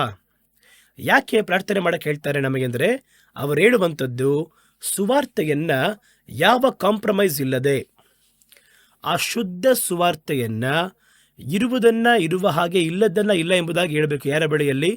ನಿನೆವೆ ಪಟ್ಟಣದ ಜನಗಳ ನಡುವೆ ನ್ಯಾಯ ತೀರ್ಪಿನ ಕುರಿತಾಗಿ ಮಾತಾಡಿದಂತಹ ಯೋನನ ಹಾಗೆ ಹೋಗಿ ಹೇಳಬೇಕು. ಅವರ ಪಾಪದ ಬಗ್ಗೆ ಹೋಗಿ ಹೇಳಬೇಕು. ಯಾವ ಗಳಿಗೆಯಲ್ಲಿ ನಡೆಯುತ್ತೆ ಅಂತ ಗೊತ್ತಿಲ್ಲ. ಅದಕ್ಕೆ ನಾನು ಸುವಾರ್ತೆಯನ್ನು ಯಾವ ಪರಿಸ್ಥಿತಿಯಲ್ಲಾದರೂ ಬಹಳ ಒರಟಾಗಿರುವಂತಹ ಜನಗಳನ್ನು ನೋಡಿ ಸುವಾರ್ತೆಯಲ್ಲಿ ಆಲ್ಟ್ರೇಷನ್ ಮಾಡದೆ ಅದರಲ್ಲಿರುವಂಥ ಆಶೀರ್ವಾದವನ್ನು ಮಾತ್ರ ಹೇಳಿ, ಅವರನ್ನ ಬಂದು ಒಳ್ಳೆ ದಾರಿಯಲ್ಲಿ ನಡೆಸುವ ರೀತಿಯಲ್ಲಿ ಎಂಕರೇಜ್ ಮಾಡೋ ರೀತಿಯಲ್ಲಿ ಹೇಳಿ, ನಾನು ಹಾಗೆ ತಪ್ಪಿಸಿಕೊಂಡು ತೊಳೆಯುವ ಮೀನಲ್ಲಿ ತಪ್ಪಿಸಿಕೊಳ್ಳುವ ಮೀನು ಅಂತ ಹೇಳ್ತಾರೆ, ಆ ರೀತಿಯಾಗಿ ಬರುವವನಾಗಿ ಇರದೆ ಕರ್ತನ ದೃಷ್ಟಿಯಲ್ಲಿ ಶುದ್ಧ ಸುವಾರ್ತೆಯನ್ನು ಸಾರಬೇಕು ಅಂದರೆ ನನಗೊಂದು ಧೈರ್ಯ ಬೇಕು. ಆ ಧೈರ್ಯ ನನಗೆ ಸಿಗುವುದಕ್ಕಾಗಿ ನೀವು ಪ್ರಾರ್ಥನೆ ಮಾಡ್ರಿ. ಯಾಕೆಂದರೆ ನೋಡುವಂತಹ ಜನಗಳು ಕ್ರೂರ ಬುದ್ಧಿ ಉಳ್ಳವರು, ವೈರಾಗ್ಯ ಉಳ್ಳವರಾಗಿದ್ದಾರೆ, ಧರ್ಮದ ವೈರಾಗ್ಯ ಉಳ್ಳವರಾಗಿದ್ದಾರೆ. ಒಬ್ಬೊಬ್ಬರು ಅಲ್ಲಿ ನಮ್ಮನ್ನು ಕೊಲೆ ಮಾಡುವುದಕ್ಕೆ ಹುಡುಕುತ್ತಾರೆ, ಓಡಿಸುತ್ತಾರೆ, ಅಟ್ಟುತ್ತಾರೆ. ಹಾಗಾದರೆ ನನಗೆ ಸುವಾರ್ತೆಯಲ್ಲಿ ಯಾವ ಕಾಂಪ್ರಮೈಸ್ ಮಾಡದೆ ಮಾತಾಡಬೇಕು. ನಾನು ಧೈರ್ಯವಾಗಿ ನನ್ನ ಬಾಯಿ ತೆರೆದು ಸುವಾರ್ತೆಯ ರಹಸ್ಯವನ್ನು ತಿಳಿಸುವುದಕ್ಕೆ ವಾಗ್ದಾನ ನನಗೆ ಮಾಡಲ್ಪಟ್ಟ ಹಾಗೆ ನನಗೋಸ್ಕರವಾಗಿ ಪ್ರಾರ್ಥನೆ ಮಾಡಿರಿ ಅಂತ ಹೇಳ್ತಾರೆ. ನೋಡಿದ್ರ? ಹಾಗಾದರೆ ಸುವಾರ್ತೆಯನ್ನು ಸಾರುವ ಧೈರ್ಯ ಒಬ್ಬನಿಗೆ ಬರಬೇಕು ಅಂದರೆ ಅವರು ಏನೆಲ್ಲ ಮಾಡಬೇಕು ಎಂಬುದಾಗಿ ನಾವು ನೋಡಬೇಕು. ನಾನು ಹೇಳ್ತೀನಿ ನೋಡಿ, ಕೆಲವೊಂದು ಕಾರ್ಯವನ್ನು ಹೇಳ್ತೀನಿ. ಅದೆಲ್ಲ ಒಂದು ಸತ್ಯವೇದದ ಒಂದು ಭಾಗದಲ್ಲಿ ಹೇಳಲ್ಪಟ್ಟದಾಗಿದೆ. ನಾನು ಮೊದಲು ಸಮರೈಸ್ ಮಾಡ್ತೇನೆ ನೋಡಿ. ಅವರಿಗೆ ಏನು ಬೇಕು? ಸುವಾರ್ತೆಯನ್ನು ಕರ್ತನು ಬಯಸುವ ರೀತಿಯಲ್ಲಿ ಶುದ್ಧ ಸುವಾರ್ತೆಯನ್ನು ಧೈರ್ಯವಾಗಿ ಇಡಬೇಕು ಅಂತ ಹೇಳಿದ್ರೆ ಅವನಿಗೇನೆಲ್ಲ ಬೇಕು? ಒಂದು, ಅವರ ಮನದಲ್ಲಿ ವಂಚನೆಯು ದುರಾಸೆಯು ಇರಬಾರದು. ನಮಗೆ ಬಂದು ಈ ಲೋಕದಲ್ಲಿರುವಂತಹ ಆಸೆ, ಹಣದ ಆಸೆ, ದುರಾಸೆ, ಇದೆಲ್ಲ ಯಾವುದು ಇಲ್ಲದವನಾಗಿರಬೇಕು. ಆಗ ಧೈರ್ಯವಾಗಿ ಸುವಾರ್ತೆ ಸಾರಕ್ಕೆ ಸಾಧ್ಯ. ಎರಡನೇದಾಗಿ, ನಿಮ್ಮ ಸುವಾರ್ತೆ ಕಳಬೇರಿಕೆ ಇಲ್ಲದಾಗಿ ಇರಬೇಕು. ಸುವಾರ್ತೆಯಲ್ಲಿ ಕಳಬರಿಕೆ ಇರಬಾರದು. ಆವಾಗ ಧೈರ್ಯ ಬರುತ್ತೆ ನಿಮಗೆ. ಕಳಬರಿಕೆ ಇಲ್ಲದೆ ಯಾವುದು ಸತ್ಯನನ್ನು ನೀಡಬೇಕು. ಪಾಪ ಮಾಡಿದ್ರೆ ದಂಡಿಸಲ್ಪಡ್ತೀಯ. ಯೇಸುವನ್ನು ಸ್ವೀಕರಿಸಿದ್ರೆ ನೀನು ಪರಲೋಕ ರಾಜ್ಯವನ್ನು ಸೇರ್ತೀಯ ಹೇಳಬೇಕು. ಅವಾಗ ಅವನೇನು ಕೇಳ್ತಾನೆ? ಹಾಗಾದರೆ ನಾವು ಆರಾಧನೆ ಮಾಡುವ ದೇವರಲ್ಲ ಯಾರು? ನಮ್ಮ ಧರ್ಮ ನಂಬಿಕೆ ಆದರೂ ಏನು? ನೀನು ಯೇಸು ಮಾತ್ರ ಕೊಡ್ತಾರೆ ಅಂತ ಹೆಂಗೆ ಹೇಳ್ಬೋದು? ಯೇಸುನೂ ಕೊಡ್ತಾರಾ, ಯೇಸು ಮಾತ್ರ ಕೊಡ್ತಾರ ಅಂತ ಕೇಳ್ತಾರೆ. ಏನು ಹೇಳ್ತೀರಾ ನೀವು? ಇಲ್ಲ ಕಣ್ರಿ, ಹಲವು ನದಿಗಳು ಹರಿದರೂ ಕೂಡ ಕೊನೆಯದಾಗಿ ಸಮುದ್ರಕ್ಕೆ ಬರುತ್ತೆ ಅಂತ ಕಥೆಯೆಲ್ಲ ಹೇಳ್ಬಾರ್ದು. ಯೇಸು ಹೇಳಿದ್ರು ಕಟ್ ಆ್ಯಂಡ್ ರೈಟ್ ಆಗಿ, ನಾನೇ ಮಾರ್ಗ, ನಾನೇ ಸತ್ಯ, ನಾನೇ ಜೀವ ಎಂಬುದಾಗಿ. ಇದುವೇ ಮಾರ್ಗ ಅಂತ ಹಣೆ ಮೇಲೆ ನೋಡಿದಂತ ಮಾತಾಡಬೇಕು. ಹೇಳಿದ ಕೂಡ ನಿಮ್ಮನ್ನು ನುಡಿತಾನೆ ಅವನು. ಆಗ ನಮಗೆ ಅದರಲ್ಲಿ ಕಳಬೆರಿಕೆ ಇಲ್ಲದ ಸುವಾರ್ತೆಯನ್ನು ಸಾರಬೇಕು. ಮೂರನೇ ಕಾರ್ಯ ನೋಡಿ, ಅವರು ಇಷ್ಟೊಂದು ಧೈರ್ಯವಾಗಿ ಸುವಾರ್ತೆಯನ್ನು ಸಾರಿದ್ದಕ್ಕೆ ಕಾರಣ ಅವರು ದೇವರನ್ನ ಮೆಚ್ಚಿಸುವುದಕ್ಕೋಸ್ಕರವಾಗಿ ಸೇವೆ ಮಾಡಿದ್ರು. ಒಬ್ಬ ಮನುಷ್ಯರನ್ನಾಗಿರ್ಬೋದು, ತನ್ನನ್ನು ಸುವಾರ್ತೆಯನ್ನು ಸಾರುವುದಕ್ಕೆ ಕಳುಹಿಸಿದಂತಹ ಒಂದು ಸ್ಥಾಪನೆಯನ್ನಾಗಲಿ, ಒಂದು ಸಭೆಯನ್ನಾಗಲಿ, ಅವರನ್ನು ಸ್ಪಾನ್ಸರ್ ಮಾಡುವಂತಹ ಸ್ಪಾನ್ಸರ್ಸ್ ಅನ್ನು ಮೆಚ್ಚಿಸುವುದಕ್ಕಾಗಲ್ಲ. ಅವರು ಓದೋದಿಲ್ಲ, ಸುವಾರ್ತೆಯನ್ನು ಸಾರುವುದಕ್ಕೆ ಓದೋದಿಲ್ಲ, ದೇವರನ್ನು ಮೆಚ್ಚಿಸುವುದಕ್ಕಾಗಿ. ಇವತ್ತು ಹಲವು ಸಂಸ್ಥೆಗಳು ಇವೆ, ಸುವಾರ್ತೆಯನ್ನು ಸಾರಿ ಅಂತ ಹೇಳಿ ಅವರನ್ನು ಕೆಲವರನ್ನ ಕಳುಹಿಸಿ ಇವರು ಸ್ಪಾನ್ಸರ್ ಮಾಡ್ತಾರೆ. ಅವರು ಅಲ್ಲಿಂದ ಏನು ಕೇಳ್ತಾರೆ ಅಂತ ಹೇಳಿದ್ರು, ಎಲ್ಲೆಲ್ಲ ಸುವಾರ್ತೆ ಹೇಳಿದ್ರು ಎಂಬುದಾಗಿ ಮಂತ್ಲಿ ರಿಪೋರ್ಟ್ ಕೊಡಬೇಕು ಅಂತ ಹೇಳ್ತಾರೆ. ಈ ಮಂತ್ಲಿ ರಿಪೋರ್ಟ್ ಕೊಡುವುದಕ್ಕೋಸ್ಕರ ಏನು ಮಾಡ್ತಾರೆ ಅಂದರೆ, ಇವರನ್ನು ಮೆಚ್ಚಿಸುವುದಕ್ಕೋಸ್ಕರವಾಗಿ ಕೆಲವೊಂದು ಕಾರ್ಯವನ್ನೆಲ್ಲ ಬರೆದು ಅಲ್ಲಿಂದ ಕಳಿಸ್ತಾರೆ. ಆದರೆ ಸತ್ಯವೇದ ಹೇಳುತ್ತೆ, ನಿಮ್ಮನ್ನು ಮುನ್ನಡೆಸುವುದಕ್ಕೋಸ್ಕರವಾಗಿಯೂ ಅಲ್ಲ, ನಿಮ್ಮನ್ನು ಸ್ಪಾನ್ಸರ್ ಮಾಡುವವರಿಗಾಗಿಯೂ ಅಲ್ಲ, ನಿಮ್ಮನ್ನು ಕಳುಹಿಸಿದಂತಹ ಸಂಸ್ಥೆಗಾಗಿಯೂ ಅಲ್ಲ, ದೇವರನ್ನು ಮೆಚ್ಚಿಸುವುದಕ್ಕೋಸ್ಕರವಾಗಿ ಸೇವೆಯನ್ನು ಮಾಡುವುದಾದರೆ ನೀವು ಧೈರ್ಯವಾಗಿ ಸುವಾರ್ತೆಯನ್ನು ಸಾರಲು ಸಾಧ್ಯ. ನಾಲ್ಕನೇ ಕಾರ್ಯ ಹೇಳುತ್ತೆ, ಇಚ್ಛೆಯನ್ನು ಉಂಟು ಮಾಡುವಂತಹ ಕಾರ್ಯವನ್ನು ಮಾತಾಡುವವನು, ಜನಗಳನ್ನು ಆಸೆ ಪ್ರೇರೇಪಿಸುವಂತೆ ಮಾತಾಡುವವನು. ಯೇಸುವನ್ನು ಮಾತ್ರ ಸ್ವೀಕರಿಸಿಕೊಂಡ್ರೆ ನಿಮಗೆ ಬಂದು ಮನೆಯಲ್ಲಿ ಆಶೀರ್ವಾದ ಕಡಿಮೆನೇ ಆಗಲ್ಲ. ಇದೇ ಥರ ನೋಡಿ, ಚಾರಪ್ತೆಯಲ್ಲಿ ಒಂದು ವಿಧವೆ ಒಂದು ಕತೆ ಹೇಳೋದು, ಯೇಸುವನ್ನು ಮಾತ್ರ ಸ್ವೀಕರಿಸಿಕೊಂಡ್ರೆ ಸಾಕು, ನೀವು ಹಾಗೆ ಕಾಣಿಕೆಯನ್ನು ಮಾತ್ರ ಕೊಟ್ಟು ಸಭೆಗೆ ಬಂದರೆ ಸಾಕು, ನಿಮ್ಮ ಜೀವನನೇ ಮಾರ್ಪಡುತ್ತೆ, ನೀವು ಚೆನ್ನಾಗಿ ಸಂತೋಷವಾಗಿ ಇರಬಹುದು. ಪಾಪನ ಇರಲಿಕ್ಕಂಡ್ರೆ ಪರವಾಗಿಲ್ಲ, ಬನ್ನಿ. ಒಂದು ಸಭೆಯ ಪಾಲಕರು ಬೇರೆ ದೇಶದಲ್ಲಿ ಇದ್ದಾರೆ ಏನವರು, ಅವರ ಯೂಟ್ಯೂಬನ್ನು ಒಬ್ಬರು ಕಳುಹಿಸಿದರು. ಅದರಲ್ಲಿ ಹೇಳ್ತಾರೆ ಅವರು, ನೀವು ಯಾವ ಪಾಪ ಮಾಡಿದ್ರೂ ಪರವಾಗಿಲ್ಲ, ನೀನು ಕುಡಿತೀಯಾ, ಕುಡಿದು ಚರ್ಚಿಗೆ ಬಾರಪ್ಪ, ಅಬಿನ್ ಯೂಸ್ ಮಾಡ್ತೀಯಾ, ಗಂಜಾ ಯೂಸ್ ಮಾಡ್ತೀಯಾ, ಮಾಡ್ಕೊಳ್ಳಿ ಪರವಾಗಿಲ್ಲ, ಮನೆಗೆ ಹೋಗಿ ಮಾಡ್ಕೊಳ್ಳಿ, ಅಥವಾ ಕುಡಿತಿದ್ದಾರೆ ಪರವಾಗಿಲ್ಲ, ಅದಕ್ಕೆ ಅಂತ ಚರ್ಚಿಗೆ ಬಿಟ್ಬಿಡ್ಬೇಡಿ, ಬನ್ನಿ. ಬೇರೆ ಯಾವ ಪಾಪದಲ್ಲಾದರೂ ಇದ್ದೀರಾ? ಸಲಿಂಗಕಾಮ, ಯಾಕಂದ್ರೆ ಅದೆಷ್ಟು ಅದು ಪ್ರಬಲ ಬಹಳ. ಸಲಿಂಗಕಾಮದಲ್ಲಿ ಇದ್ದೀರಾ, ಬನ್ನಿ ಪರವಾಗಿಲ್ಲ, ಆರಾಧನೆ ಮುಗಿಸಿ ಹೋಗಿ ನೀವು ಏನು ಬೇಕಾದ್ರೆ ಆಮೇಲೆ ಮಾಡ್ಕೊಳ್ಳಿ. ಹಾಗಾದರೆ ಯಾಕೆ ಈ ಆರಾಧನೆ? ಅವರನ್ನಿಟ್ಟು ನೀವೇನು ಮಾಡಲಿದ್ದೀರಾ? ಯಾತಕ್ಕೋಸ್ಕರ ಕರೀತಾ ಇದ್ದೀರಾ ಅವ್ರನ್ನ ನೀವು? ಪಾಪಿಗಳನ್ನ ರಕ್ಷಿಸುವುದಕ್ಕೋಸ್ಕರವಾಗಿ ಕರಿಬೇಕೇ ವಿನಃ ಆರಾಧನೆಯಲ್ಲಿ ಬಂದು ಕಾಣಿಕೆ ಹಾಕಿ ಹೋಗುವುದಕ್ಕೆ ನಾವು ಅವ್ರನ್ನ ಕರೀತಾ ಇದ್ದೀವಿ. ಪಾಪಿಗಳನ್ನ ಕರೆಯಲು ಬಂದೆ, ದೇವರು ಹೇಳಿದ್ದು ಸತ್ಯವೇ. ಯಾತಕ್ಕೋಸ್ಕರವಾಗಿ ಕರೆಯಕ್ಕೆ ಬಂದರು? ಅವರನ್ನ ಮನ ತಿರುಗುವುದಕ್ಕೂ, ಶುದ್ಧೀಕರಿಸುವುದಕ್ಕೂ, ರಕ್ಷಿಸುವುದಕ್ಕೂ, ಪಾಪಿಗಳನ್ನ ರಕ್ಷಿಸುವುದಕ್ಕೂ ದೇವರು ಕರೆದರು. ಹಾಗಾದ್ರೆ ನಾವೇನು ಹೇಳ್ತೀವಿ ಅಂದರೆ, ಇವರನ್ನ ಸತ್ಯವಾದ ವಾಕ್ಯವನ್ನ ಅವರಿಗೆ ಬೋಧಿಸಲಿಲ್ಲ. ಆಸೆಯನ್ನು ಪ್ರೇರೇಪಿಸುವಂತೆ ಯೇಸುವನ್ನ ಮಾತ್ರ ಸ್ವೀಕರಿಸಿಕೊಂಡ್ರೆ ಅಷ್ಟೇ ನಿಮ್ಮ ಜೀವನದಲ್ಲಿ ಸೋಲೆ ಇರುವುದಿಲ್ಲ. ಯಾರು ಹೇಳಿದರು? ಸಮವಾಗಿ ಹೇಳ್ಕೊಡ್ರಿ ಅವರಿಗೆ. ಲೋಕದಲ್ಲಿ ನಿಮಗೆ ಉಪದ್ರವ ಉಂಟು, ಯೇಸು ಅಲ್ಲೇ ನಿಂತಿದ್ದಾರೆ ನೋಡಿ. ನಮ್ಮ ಹಾಗೆ ಸುಮ್ಮನೆ ಮಾತಾಡಲಿಲ್ಲ. ಒಬ್ಬನನ್ನು ಹೇಗಾದರೂ ಒಳಗೆ ತಂದು ದೀಕ್ಷಾಸ್ನಾನವನ್ನು ಕೊಟ್ಟು ಅವನನ್ನು ಕ್ರೈಸ್ತನಾಗಿ ಮಾರ್ಪಡಿಸಿ, ಇಲ್ಲ ಅದ್ಯಾಕೆ ನಮಗದು ಬೇಕಾಗಿಲ್ಲ. ಜೆನ್ಯೂನ್ ಆಗಿ ಮಾತಾಡ್ರಿ. ಹಾಗಾದರೆ ಸುವಾರ್ತೆಯನ್ನು ಸಾರುತ್ತೇನೆ ಎನ್ನುವ ಹೆಸರಲ್ಲಿ ನಾವು ಇಚ್ಛೆಯನ್ನು ಪ್ರೇರೇಪಿಸುವಂತೆ ಆಸೆಗಳನ್ನು ಉಂಟಾಗುವ ರೀತಿಯಲ್ಲಿ ಮಾತಾಡಿದ್ರೆ ನಿಮ್ಮ ಜೀವನ ಸಮೃದ್ಧಿಯಾಗಿ ಮಾರ್ಪಡುತ್ತೆ ನೋಡಿ. ಆ ಊರಲ್ಲಿ ಒಂದು ವ್ಯಕ್ತಿ ಒಂದು ದಶಮಭಾಗ ಕೊಟ್ಟರು, ದೊಡ್ಡ ಕಂಪನಿ ಆಯಿತು ಅವರ ಒಂದು ಕಂಪನಿ. ಆ ಕಡೆ ಇದು ಈ ಕಡೆ ಇದು, ಆ ರೀತಿ ಅಲ್ಲ. ನೀವು ಸಮವಾಗಿ ಮಾತಾಡ್ರಿ. ಸತ್ಯವೇದದಲ್ಲಿ ಹೇಳುತ್ತೆ, ಲೋಕದಲ್ಲಿ ನಮಗೆ ಉಪದ್ರವ ಉಂಟು. ನೀವೊಬ್ಬನನ್ನು ಆಸೆ ತೋರಿಸಿ ಒಳಗೆ ಬಂದು ನಾಳೆ ಉಪದ್ರವ ಬರುವುದನ್ನು ನೋಡಿ ಏನಪ್ಪ ಹಿಂಗಾಯ್ತಲ್ಲ ಅಂತ ಭಯಪಟ್ಟು ಹಿಂಜಾರೋದಿಲ್ವಾ? ಹೇಳಿ ಕರೆಯಿರಿ. ಯೇಸು ಕರಿಬೇಕಾದ್ರೆ ಹಂಗೆ ಕರೆದ್ರು. ಲೋಕದಲ್ಲಿ ನಮಗೆ ಉಪದ್ರವ ಉಂಟು, ನಾನು ಲೋಕವನ್ನು ಜಯಿಸಿದೆ, ಆದ್ದರಿಂದ ದೃಢಪಡಿರಿ, ಅದನ್ನು ಎದುರುಗೊಳ್ಳಿರಿ ಎಂಬುದಾಗಿ ದೇವರ ವಾಕ್ಯ ನಮಗೆ ಕಲಿಸಿತು. ಹಾಗಾದರೆ ನಾವು ಇಚ್ಛೆಯಾದ ವಾಕ್ಯವನ್ನ ಬೋಧಿಸಲಿಲ್ಲ. ವಸ್ತುವಿನ ಆಸೆಗೋಸ್ಕರವಾಗಿ ಮಾಯ ಕೂಡ ಮಾಡಲಿಲ್ಲ. ಅದುವೇ ಧೈರ್ಯಕ್ಕೆ ಕಾರಣ. ಇವ್ರ ಹತ್ರ ಸಂಬಂಧ ಸರಿಯಾಗಿ ಇಟ್ಕೊಂಡಿಲ್ಲ ಅಂದರೆ ನಮಗೆ ಹಣ ಬರೋದಿಲ್ಲ. ಇವರಿಗೆ ತಕ್ಕ ಹಾಗೆ ಹೇಳಿಲ್ಲ ಅಂದರೆ ನಾಳೆ ನೀವು ನಮ್ಮನ್ನು ಕರೆಯಲ್ಲ. ನನ್ನ ಸೇವೆ ಕಡಿಮೆಯಾಗುತ್ತೆ, ಕಾಣಿಕೆಯನ್ನು ಕೊಡುವುದಿಲ್ಲ. ಆ ರೀತಿಯಾಗಿ ವಸ್ತುವಿನ ಆಸೆಯನ್ನು ಕೇಂದ್ರೀಕರಿಸುವವರೇ ಬಹಳ ಅವರು ವಂಚಿಸಿ ಮಾತಾಡ್ತಾರೆ. ಇವರಿಗೆ ಅದರ ಬಗ್ಗೆ ಹಿಡಿತಾನೇ ಇಲ್ಲ. ಆದ್ದರಿಂದ ಅವರು ಧೈರ್ಯವಾಗಿ ಮಾತಾಡಿದ್ರಾಗ, ನಾನು ಕರ್ತನಿಗೆ ಸಾಕ್ಷಿ ಕೊಡ್ತಾ ಇದ್ದೇನೆ, ನೀನು ಸ್ವೀಕರಿಸಿದ್ರು ಸ್ವೀಕರಿಸ್ತಿಲ್ಲ ಅಂದ್ರೂ ಪರವಾಗಿಲ್ಲ. ಆದ್ದರಿಂದ ನೋಡಿ, ವಸ್ತುವಿನ ಆಸೆಗೆ ಅಲ್ಲಿ ಅವನಿಗೆ ಕಪಟವನ್ನು ಮಾಡಲೂ ಇಲ್ಲ. ಮನುಷ್ಯನ ಘನವನ್ನಾಗಲಿ ಮಹಿಮೆಯನ್ನಾಗಲಿ ಬಯಸಲಿಲ್ಲ. ಈ ಮನುಷ್ಯನು ನಮ್ಮನ್ನ ಸ್ವೀಕರಿಸಬೇಕು, ನಮ್ಮನ್ನ ಆ ಊರಲ್ಲಿ ಒಂದು ಅಂಗೀಕಾರವನ್ನು ಕೊಡಬೇಕು, ನಾವು ಧೈರ್ಯವಾಗಿ ಆ ಊರಿಗೆ ಹೋಗ್ತಾ ಬರ್ತಾ ಇರಬೇಕು. ಆದ್ದರಿಂದ ಅವರಿಗೆ ತಕ್ಕ ಹಾಗೆ ಅವರನ್ನ ಸಂತೋಷಪಡಿಸುವ ಹಾಗೆ ಸುವಾರ್ತೆಯನ್ನ ನಾವು ಬೇರೆ ವಿಧವಾಗಿ ಬೋಧಿಸೋಣ ಎಂಬುದು ಬೋಧಿಸಲಿಲ್ಲ. ಅವರು ಮನುಷ್ಯರ ಘನವನ್ನಾಗಲಿ ಮನುಷ್ಯನ ಮಹಿಮೆಯನ್ನಾಗಲಿ ಬಯಸಲೇ ಇಲ್ಲ. ಅದುವೇ ಅವರ ಧೈರ್ಯಕ್ಕೆ ಕಾರಣವಾಗಿತ್ತು. ಅನಂತರ 7ನೇ ಕಾರ್ಯ ಹೇಳುತ್ತೆ, ಆತ್ಮಗಳ ಮೇಲೆ ಅವರು ದಾಹವುಳ್ಳವರಾಗಿದ್ದರು. ಅವರು ಅವರ ಆತ್ಮಗಳ ಒಂದು ವಸ್ತುವಿನ ಮೇಲೆಯೋ ಅಥವಾ ತನ್ನ ಸ್ವಾರ್ಥ ಕಾರ್ಯ ಅಲ್ಲ, ಅವರ ಆತ್ಮಗಳ ಬಿಡುಗಡೆಗೋಸ್ಕರವಾಗಿ ಬಹಳ ದಾಹವುಳ್ಳವರಾಗಿದ್ದರು, ಅಕ್ಕರೆ ಉಳ್ಳವರಾಗಿ ಇದ್ದರು.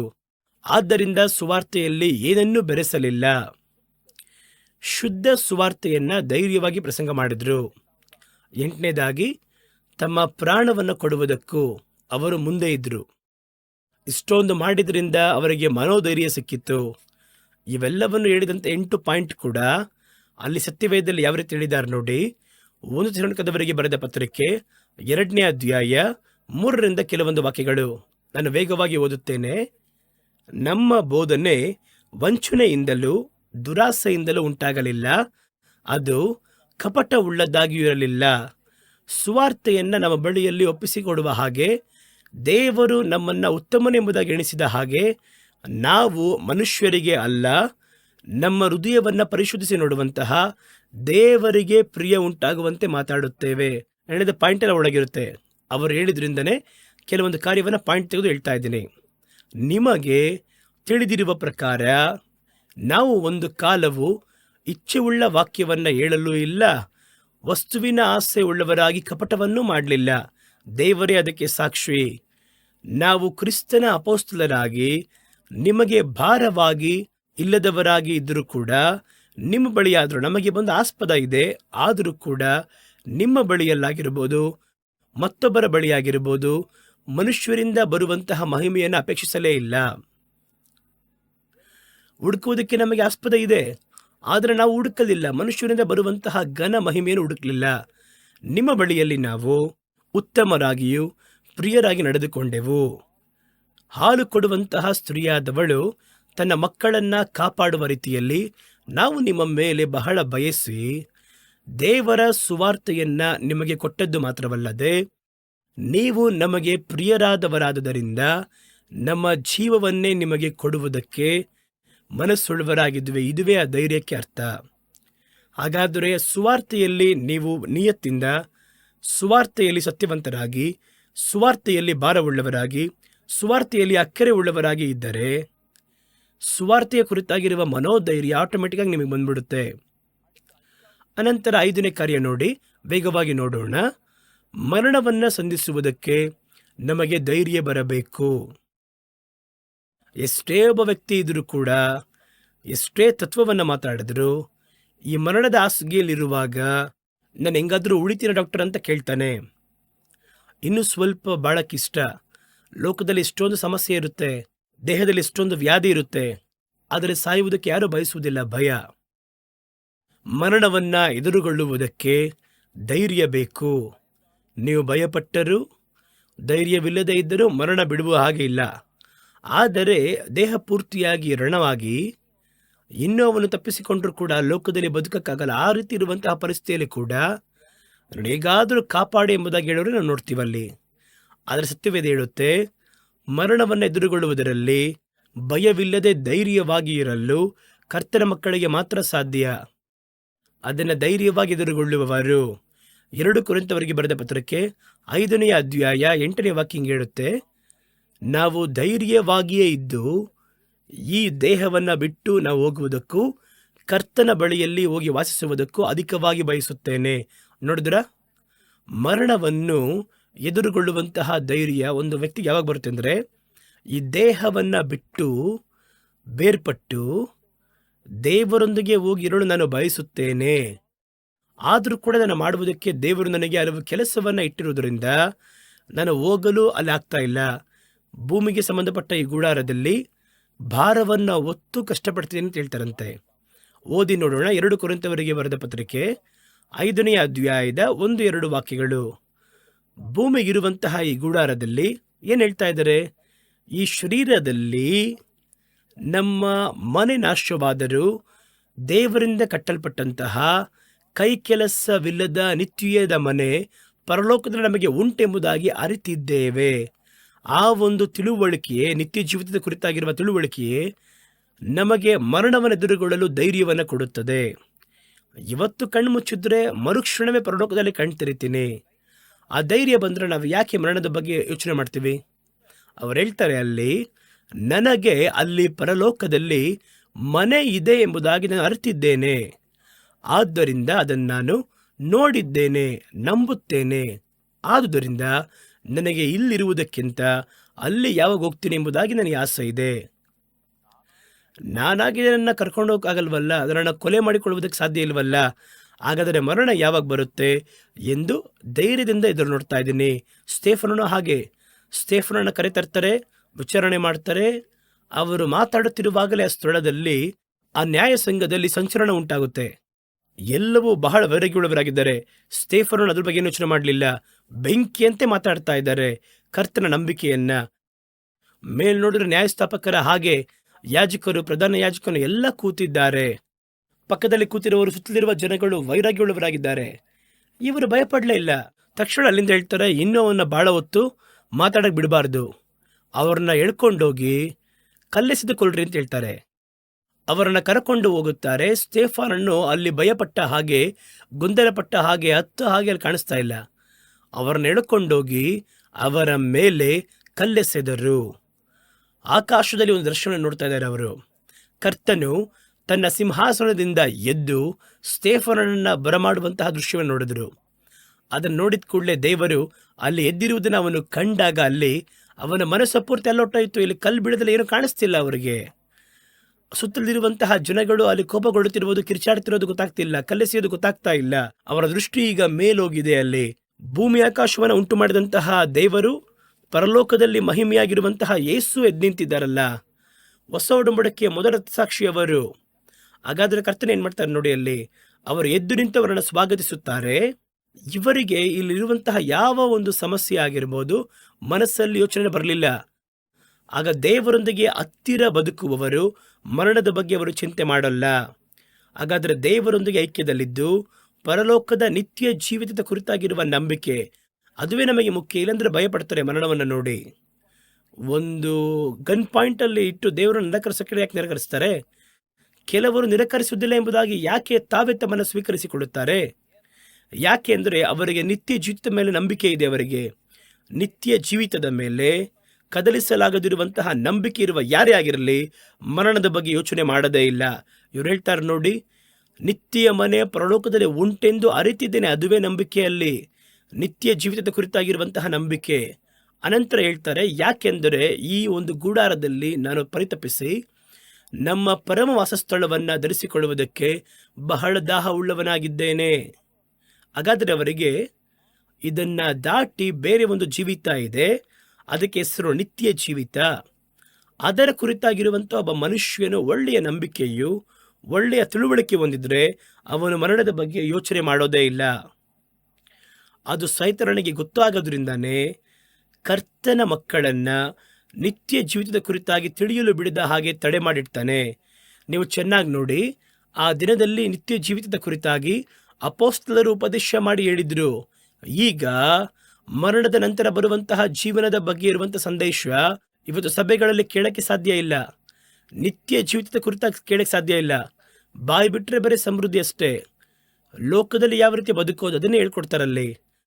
ಲೋಕದಲ್ಲಿ ಯಾವ ರೀತಿ ಬದುಕೋದು, ಒಂದು ಕಾರ್ ಇಟ್ಟಿದ್ರೆ ಯಾವ ರೀತಿ 4 ಕಾರ್ ಮಾಡ್ಕೊಳೋದು, ಒಂದು ಸಾಧಾರಣ ಕಾರ್ ಇದ್ದರೆ ಯಾವ ರೀತಿ ಅದನ್ನು ದೊಡ್ಡ ಬೆಲೆಯುಳ್ಳ ಕಾರಾಗಿ 1 ಕೋಟಿ 2 ಕೋಟಿ ಇರುವಂತಹ ಕಾರಾಗಿ ಯಾವ ರೀತಿ ಮಾರ್ಪಡಿಸೋದು, ಒಂದು ಮನೆ ಇಟ್ಟಿದ್ರೆ ಅದನ್ನು ಯಾವ ರೀತಿ ಹಲವು ಮನೆಗಳಾಗಿ ಬಂಗ್ಲೆಗಳಾಗಿ ಮಾರ್ಪಡಿಸೋದಂತೆ ನೋಡ್ತೀವಿ.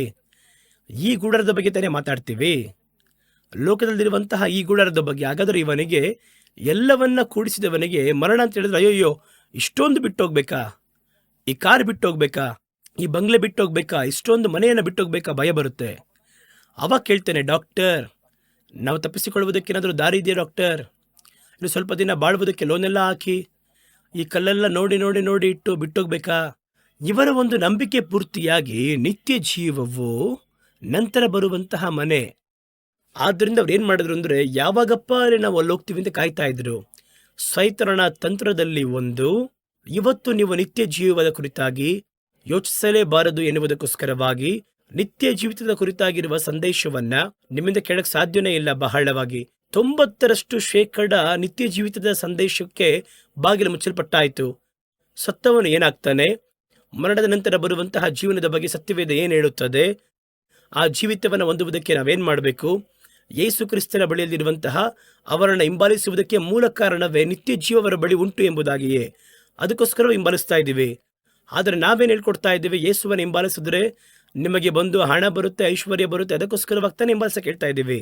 ಆದರೆ ಯೇಸು ಅದನ್ನೇ ಅವಾಗವಾಗ ನಿಮಗೆ ನೀಡುವಂಥದ್ದು.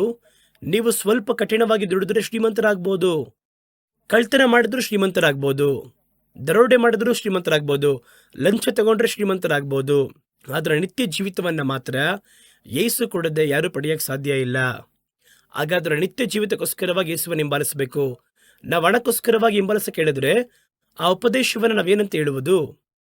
ಯೇಸುವಿನ ಉಪದೇಶವನ್ನು ಕೇಳಿದ ಎಲ್ಲರೂ ಅವರನ್ನು ಬಿಟ್ಟು ದೂರ ಹೋದರು. 12 ಶಿಷ್ಯರು ಮಾತ್ರ ಕೈ ಕಟ್ಟಿಕೊಂಡು ನಿಂತಿದ್ದಾರೆ. ದೇವರು ಕೇಳ್ತಾರೆ, ಎಲ್ಲರೂ ಹೋದರಲ್ಲಪ್ಪ, ನೀವು ಹೋಗುವುದಕ್ಕೆ ಮನಸ್ಸುಳ್ಳವರಾಗಿದ್ದೀರೋ ಅಂತ ಕೇಳಿದ್ರು. ಆಗ ಅವ್ರು ಹೇಳ್ತಾರೆ, ಯಾರ ಬಳಿಯಲ್ಲಿ ನಾವು ಹೋಗ್ತೀವಿ ದೇವರೇ? ಜೀವವುಳ್ಳ ವಾಕ್ಯ ನಿಮ್ಮ ಬಳಿ ಉಂಟಲ್ಲವೇ ಅಂತ ಹೇಳಿದರು. ಹಾಗಾದರೆ ಯೇಸುವನ್ನು ಹಿಂಬಾಲಿಸಬೇಕಂದ್ರೆ ನಿತ್ಯ ಜೀವನ ಹಿಂಬಾಲಿಸಬೇಕು. ನಿತ್ಯ ಜೀವಿತದ ಕುರಿತಾಗಿ ನೀವು ಅರಿತಿರಬೇಕು. ಆಗ ಮರಣವನ್ನು ಎದುರುಗೊಳ್ಳುವಂತಹ ಧೈರ್ಯ ಮಾತ್ರವಲ್ಲ, ಮರಣವನ್ನು ಬಯಸಿ ನಾವು ನಿತ್ಯ ಜೀವವನ್ನು ಸ್ವತಂತ್ರಿಸುವಂತಹ ಆತ್ಮ ನಮ್ಮಲ್ಲಿ ಉಂಟಾಗುತ್ತದೆ. ಅದನ್ನೇ ಅಲ್ಲಿ ಹೇಳ್ತಾರೆ, ಕ್ರಿಸ್ತನಲ್ಲಿ ಧೈರ್ಯ ನಮಗೆ ಆತ್ಮದಿಂದ ಉಂಟಾಗುತ್ತದೆ. ಕರ್ತನ ಪರಿಶುದ್ಧಾತ್ಮನು ನಮ್ಮ ಮೇಲೆ ಬರಬೇಕಾದ್ರೆ ಮನೋಧೈರ್ಯ, ಆತ್ಮದಲ್ಲಿ ಧೈರ್ಯ ಉಂಟಾಗುತ್ತದೆ. ಅಪೊಸ್ತಲರ ಕೃತ್ಯ 4ನೇ ಅಧ್ಯಾಯ 31ನೇ ವಾಕ್ಯ ಹೇಳುತ್ತದೆ, ಅವರು ಪ್ರಾರ್ಥನೆ ಮಾಡಿದಾಗ ಅವರು ಕೂಡಿರುವಂತಹ ಸ್ಥಳ ಕದಲಿತು. ಅವರೆಲ್ಲರೂ ದೇವರಾತ್ಮನಿಂದ ತುಂಬಲ್ಪಟ್ಟವರಾಗಿ ದೇವರ ವಾಕ್ಯವನ್ನು ಧೈರ್ಯವಾಗಿ ಹೇಳುವವರಾದರು. ಪೇತ್ರನು ಕೂಡ ಹಾಗೆ ನೋಡಿ, ಒಂದು ಕೆಲಸ ಮಾಡುವಂತಹ ಸ್ತ್ರೀಯ ಮುಂದೆ ಯೇಸುವನ್ನು ಅರಿಕೆ ಮಾಡಲಾಗದೇ ಇರುವವರು, ಆ ದೇವರಾತ್ಮನು ಇಳಿದ ಕೂಡಲೇ ಅವರು ಅಷ್ಟು ಮಂದಿ ಮುಂದೆ ಎದ್ದು ನಿಂತವರು ಮಾತಾಡಿದ್ರು. ಆ ಧೈರ್ಯವನ್ನು ಕೊಡುವುದು ದೇವರ ಆತ್ಮನು. ಆತ್ಮದಲ್ಲಿ ತುಂಬಲ್ಪಟ್ಟಿರಿ, ಧೈರ್ಯದಲ್ಲಿ ಬಲವನ್ನು ಹೊಂದಿರಿ. ಧೈರ್ಯ, ಆತ್ಮಿಕವಾದ ಧೈರ್ಯವಿಲ್ಲದಿದ್ದರೆ ದೊಡ್ಡ ಫಲವನ್ನ, ಆತ್ಮಿಕ ಫಲವನ್ನ, ಒಳಿತನ್ನ ಹೊಂದಲು ಸಾಧ್ಯವಿಲ್ಲ. ಆದ್ದರಿಂದ ಸತ್ಯವೇದ ಹೇಳುತ್ತದೆ, ಬಹಳ ಫಲಕ್ಕೆ ಆಸ್ಪದವಾದ ನಿಮ್ಮ ಧೈರ್ಯವನ್ನ ಬಿಟ್ಟು ಬಿಡದೇ ಇರಿ ಎಂಬುದಾಗಿ ಹೇಳ್ತಾರೆ. ಕರ್ತನು ತಾನೇ ಆ ಧೈರ್ಯದಲ್ಲಿ ನೀವು ನೆಲೆಯಾಗಿರಲು, ನೀವು ಕರ್ತನ ಬಳಿಯಿಂದ ಹೊಂದಿಕೊಂಡಂತಹ ನಂಬಿಕೆಯನ್ನ ಕಾದುಕೊಳ್ಳಲು ನಮಗೆ ಸಹಾಯವನ್ನ ಮಾಡಲಿ. ಕಣ್ಗಳನ್ನು ಮುಚ್ಚಿ ನಾವು ಚಿಕ್ಕ ಪ್ರಾರ್ಥನೆಯನ್ನ ಮಾಡೋಣ. ಪ್ರೀತಿಯು ಕೃಪೆಯು ತುಂಬಿರುವಂತಹ ಪರಲೋಕದ ತಂದೆಯೇ, ಈ ವಾಕ್ಯವನ್ನು ಕೇಳಿದಂತಹ ಪ್ರತಿಯೊಬ್ಬೊಬ್ಬರನ್ನ ನೀವು ಯೇಸುರಸರಾಗಿ ಆಶೀರ್ವಾದ ಮಾಡ್ರಿ. ದೇವರೇ, ನಾವು ದೊಡ್ಡ ಮನೋಧೈರ್ಯದಿಂದ ಕರ್ತನಿಗೋಸ್ಕರ ಸಾಕ್ಷಿಯಾಗಿ ಜೀವಿಸುವುದಕ್ಕೆ ಸಹಾಯವನ್ನ ಮಾಡಿ. ಮೊದಲ ಶತಮಾನದ ಕ್ರೈಸ್ತರೊಂದಿಗೆ ಹೋಲಿಕೆ ಮಾಡಿ ನೋಡಿದ್ರೆ ನಾವು ಎಷ್ಟೋ ದೂರ ಹಿಂದೆ ಬಂದಿದ್ದೇವೆ. ದೇವರೇ, ಆ ದಿನದಲ್ಲಿ ಅವರು ಸಾಯುವುದಕ್ಕೂ ಮುಂದೆ ಇದ್ದರು. ಕರ್ತನ ನಾಮದ ಮಹಿಮೆಗೋಸ್ಕರವಾಗಿ ರಕ್ತ ಸುರಿಸುವುದಕ್ಕೂ ಪೆಟ್ಟು ತಿನ್ನುವುದಕ್ಕೂ ತಮ್ಮನ್ನು ಒಪ್ಪಿಸಿಕೊಟ್ಟಿದ್ರು. ಇವತ್ತು ಈ ತ್ಯಾಗವೆಲ್ಲ ದೇವರೇ ಬರೀ ಮಾತುಗಳಾಗಿ, ಕನಸುಗಳಾಗಿ ಮಾರ್ಪಟ್ಟು ಹೋಗಿದೆ. ಇವತ್ತು ನಾವು ನಿತ್ಯ ಜೀವವನ್ನ ಬಯಸಿ ಅಲ್ಲ ದೇವರೇ, ಧೈರ್ಯವಾಗಿರುವ ದೇವ ಜನವಾಗಿ ಅಲ್ಲ, ನಾವು ತಲೆಬಾಗಿ ಹೋಗುವವರಾಗಿ, ಇಳಿದು ಹೋಗುವವರಾಗಿ, ಅಧಿಕಾರಿಗಳ ಬೆದರಿಸುವಿಕೆಗೆ ಭಯಪಟ್ಟು ಹೋಗುವವರಾಗಿ ಇವತ್ತು ನಾವು ಮಾರ್ಪಟ್ಟಿದ್ದೇವಲ್ಲವ ದೇವರೇ. ನಮ್ಮೊಳಗೆ ಆ ದೊಡ್ಡ ಧೈರ್ಯವನ್ನ ಪರಿಶುದ್ಧಾತ್ಮನಿಂದ ನೀವು ಅನುಗ್ರಹಿಸುತ್ತೀರಿ ಎಂಬುದಾಗಿ ವಾಕ್ಯ ಹೇಳುತ್ತದಲ್ಲ. ಆ ಧೈರ್ಯದ ಆತ್ಮ ನಮ್ಮ ಒಬ್ಬೊಬ್ಬರ ಮೇಲೆಯೂ ಇಳಿಯಲಿ. ನಾವು ಆತ್ಮೀಕ ಜೀವನದಲ್ಲಿ ಹೊಂದಲಿರುವಂತಹ ಬಹಳ ದೊಡ್ಡ ಫಲವನ್ನು ಸ್ವತಂತ್ರಿಸಲು ದೇವರ ನಮಗೆ ಧೈರ್ಯವು ನಮಗೆ ಸಹಾಯ ಮಾಡುತ್ತದೆ ಎಂಬುದಾಗಿ ನಾವು ಈಗ ನಿಮ್ಮ ಬಳಿಯಲ್ಲಿ ಧೈರ್ಯಕ್ಕೋಸ್ಕರವಾಗಿ ಬೇಡ್ತಾ ಇದ್ದೀವಿ. ಪರಿಶುದ್ಧಾತ್ಮನ ಈ ವಾಕ್ಯವನ್ನು ಕೇಳಿದ ಪ್ರತಿಯೊಬ್ಬರ ಮೇಲೂ ಬಲವಾಗಿ ಇಳಿದು ಬಂದಿದೆ ದೇವರೇ. ಅವರನ್ನು ಭಯಪಡಿಸುವುದು ಯಾವುದೇ ಆಗಿದ್ದರು, ಅವರನ್ನು ಭೀತಿ ಉಂಟು ಮಾಡುವಂಥದ್ದು ಯಾವುದೇ ಆಗಿದ್ದರು, ಅವರ ಮೇಲೆ ಒಂದು ಜಯವನ್ನು ತರುವ ಹಾಗೆ ನಿಮ್ಮ ಆತ್ಮದಿಂದ ಉಂಟಾಗುವಂಥ ಧೈರ್ಯ ಈಗ ನಿಮ್ಮ ಮಕ್ಕಳ ಮೇಲೆ ಇಳಿದು ಬರಲಿ. ಮರಣದ ಕುರಿತಾಗಿರುವ ಭಯ ದೂರ ಸರಿಯಲಿ ದೇವರೇ. ಲೋಕದಲ್ಲಿ ಅವರಿಗೆ ವಿರುದ್ಧವಾಗಿ ಬರುವ ಎಲ್ಲ ಬೆದರಿಸುವಿಕೆ ಬಗ್ಗೆ ಇರುವಂತಹ ಭಯ ನೀಗಲಿ. ಕರ್ತನೆ, ಎಲ್ಲವನ್ನ ಎದುರಿಸತಕ್ಕ ಹಾಗೆ, ದಾನಿಯೇಲನನ್ನು ಸಿಂಹವನ್ನು ಎದುರಿಸತಕ್ಕ ಹಾಗೆ ಮನೋಧೈರ್ಯವುಳ್ಳವನಾಗಿ ಪ್ರಕಟವಾದನಲ್ಲ. ಆ ಧೈರ್ಯವನ್ನು ಕೊಡುವ ದೇವರಾತ್ಮನು ಈ ವಾಕ್ಯವನ್ನು ಕೇಳುತ್ತಿರುವಂತಹ ಪ್ರತಿಯೊಬ್ಬರ ಮೇಲೂ ಅವರು ತಿರುಗಾಡಲು, ತುಂಬಿಸಲು, ಇಳಿಯಲು ಧೈರ್ಯದಲ್ಲಿ ಅವರನ್ನ ಧರಿಸುವ ಹಾಗೆ ಮನಪೂರ್ವಕವಾಗಿ ನಾನು ಪ್ರಾರ್ಥಿಸುತ್ತೇನೆ.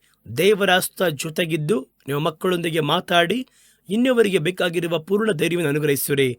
ನಾವು ದೇವರ ವಾಕ್ಯಕ್ಕೂ ವಚನಕ್ಕೂ ಸಾಕ್ಷಿಯುಳ್ಳವರಾಗಿ ಜೀವಿಸಲು ಕರ್ತನು ನಮಗೆ ಕೃಪೆ ತೋರಿರಿ. ದೇವರೇ, ನಿಮ್ಮ ಪರಿಶುದ್ಧ ಹಸ್ತದಲ್ಲಿ ವಾಕ್ಯವನ್ನು ಕೇಳಿದ ಪ್ರತಿಯೊಬ್ಬರನ್ನ ಒಪ್ಪಿಸಿಕೊಟ್ಟು ಪ್ರಾರ್ಥಿಸುತ್ತೇನೆ. ಈ ವಾರವನ್ನ ನೀವು ಅವರಿಗೆ ಆಶೀರ್ವಾದವಾಗಿ ಮಾರ್ಪಡಿಸಿಕೊಡಿರಿ.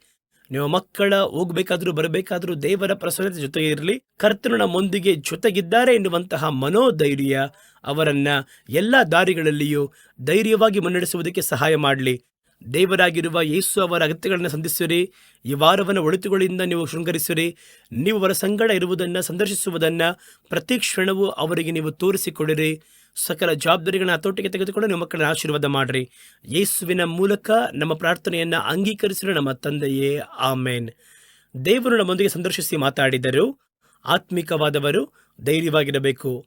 ಧೈರ್ಯದಿಂದ ಸ್ವತಂತ್ರಿಸುವುದಕ್ಕೋಸ್ಕರವಾಗಿಯೇ ಆತ್ಮಿಕ ಫಲಗಳು ನಮಗೆ ವಾಗ್ದಾನ ಮಾಡಲ್ಪಟ್ಟದಾಗಿದೆ. ಆ ಧೈರ್ಯವಿಲ್ಲದೆ ಅದನ್ನು ಯಾರೂ ಸ್ವತಂತ್ರಿಸುವುದಕ್ಕೆ ಸಾಧ್ಯವಿಲ್ಲ. ಆತ್ಮದಲ್ಲಿ ತುಂಬಲ್ಪಟ್ಟವರಾಗಿರಿ. ನಿತ್ಯ ಜೀವಿತದ ಕುರಿತಾಗಿ ಧ್ಯಾನ ಮಾಡುತ್ತಲೇ ಇರಿ.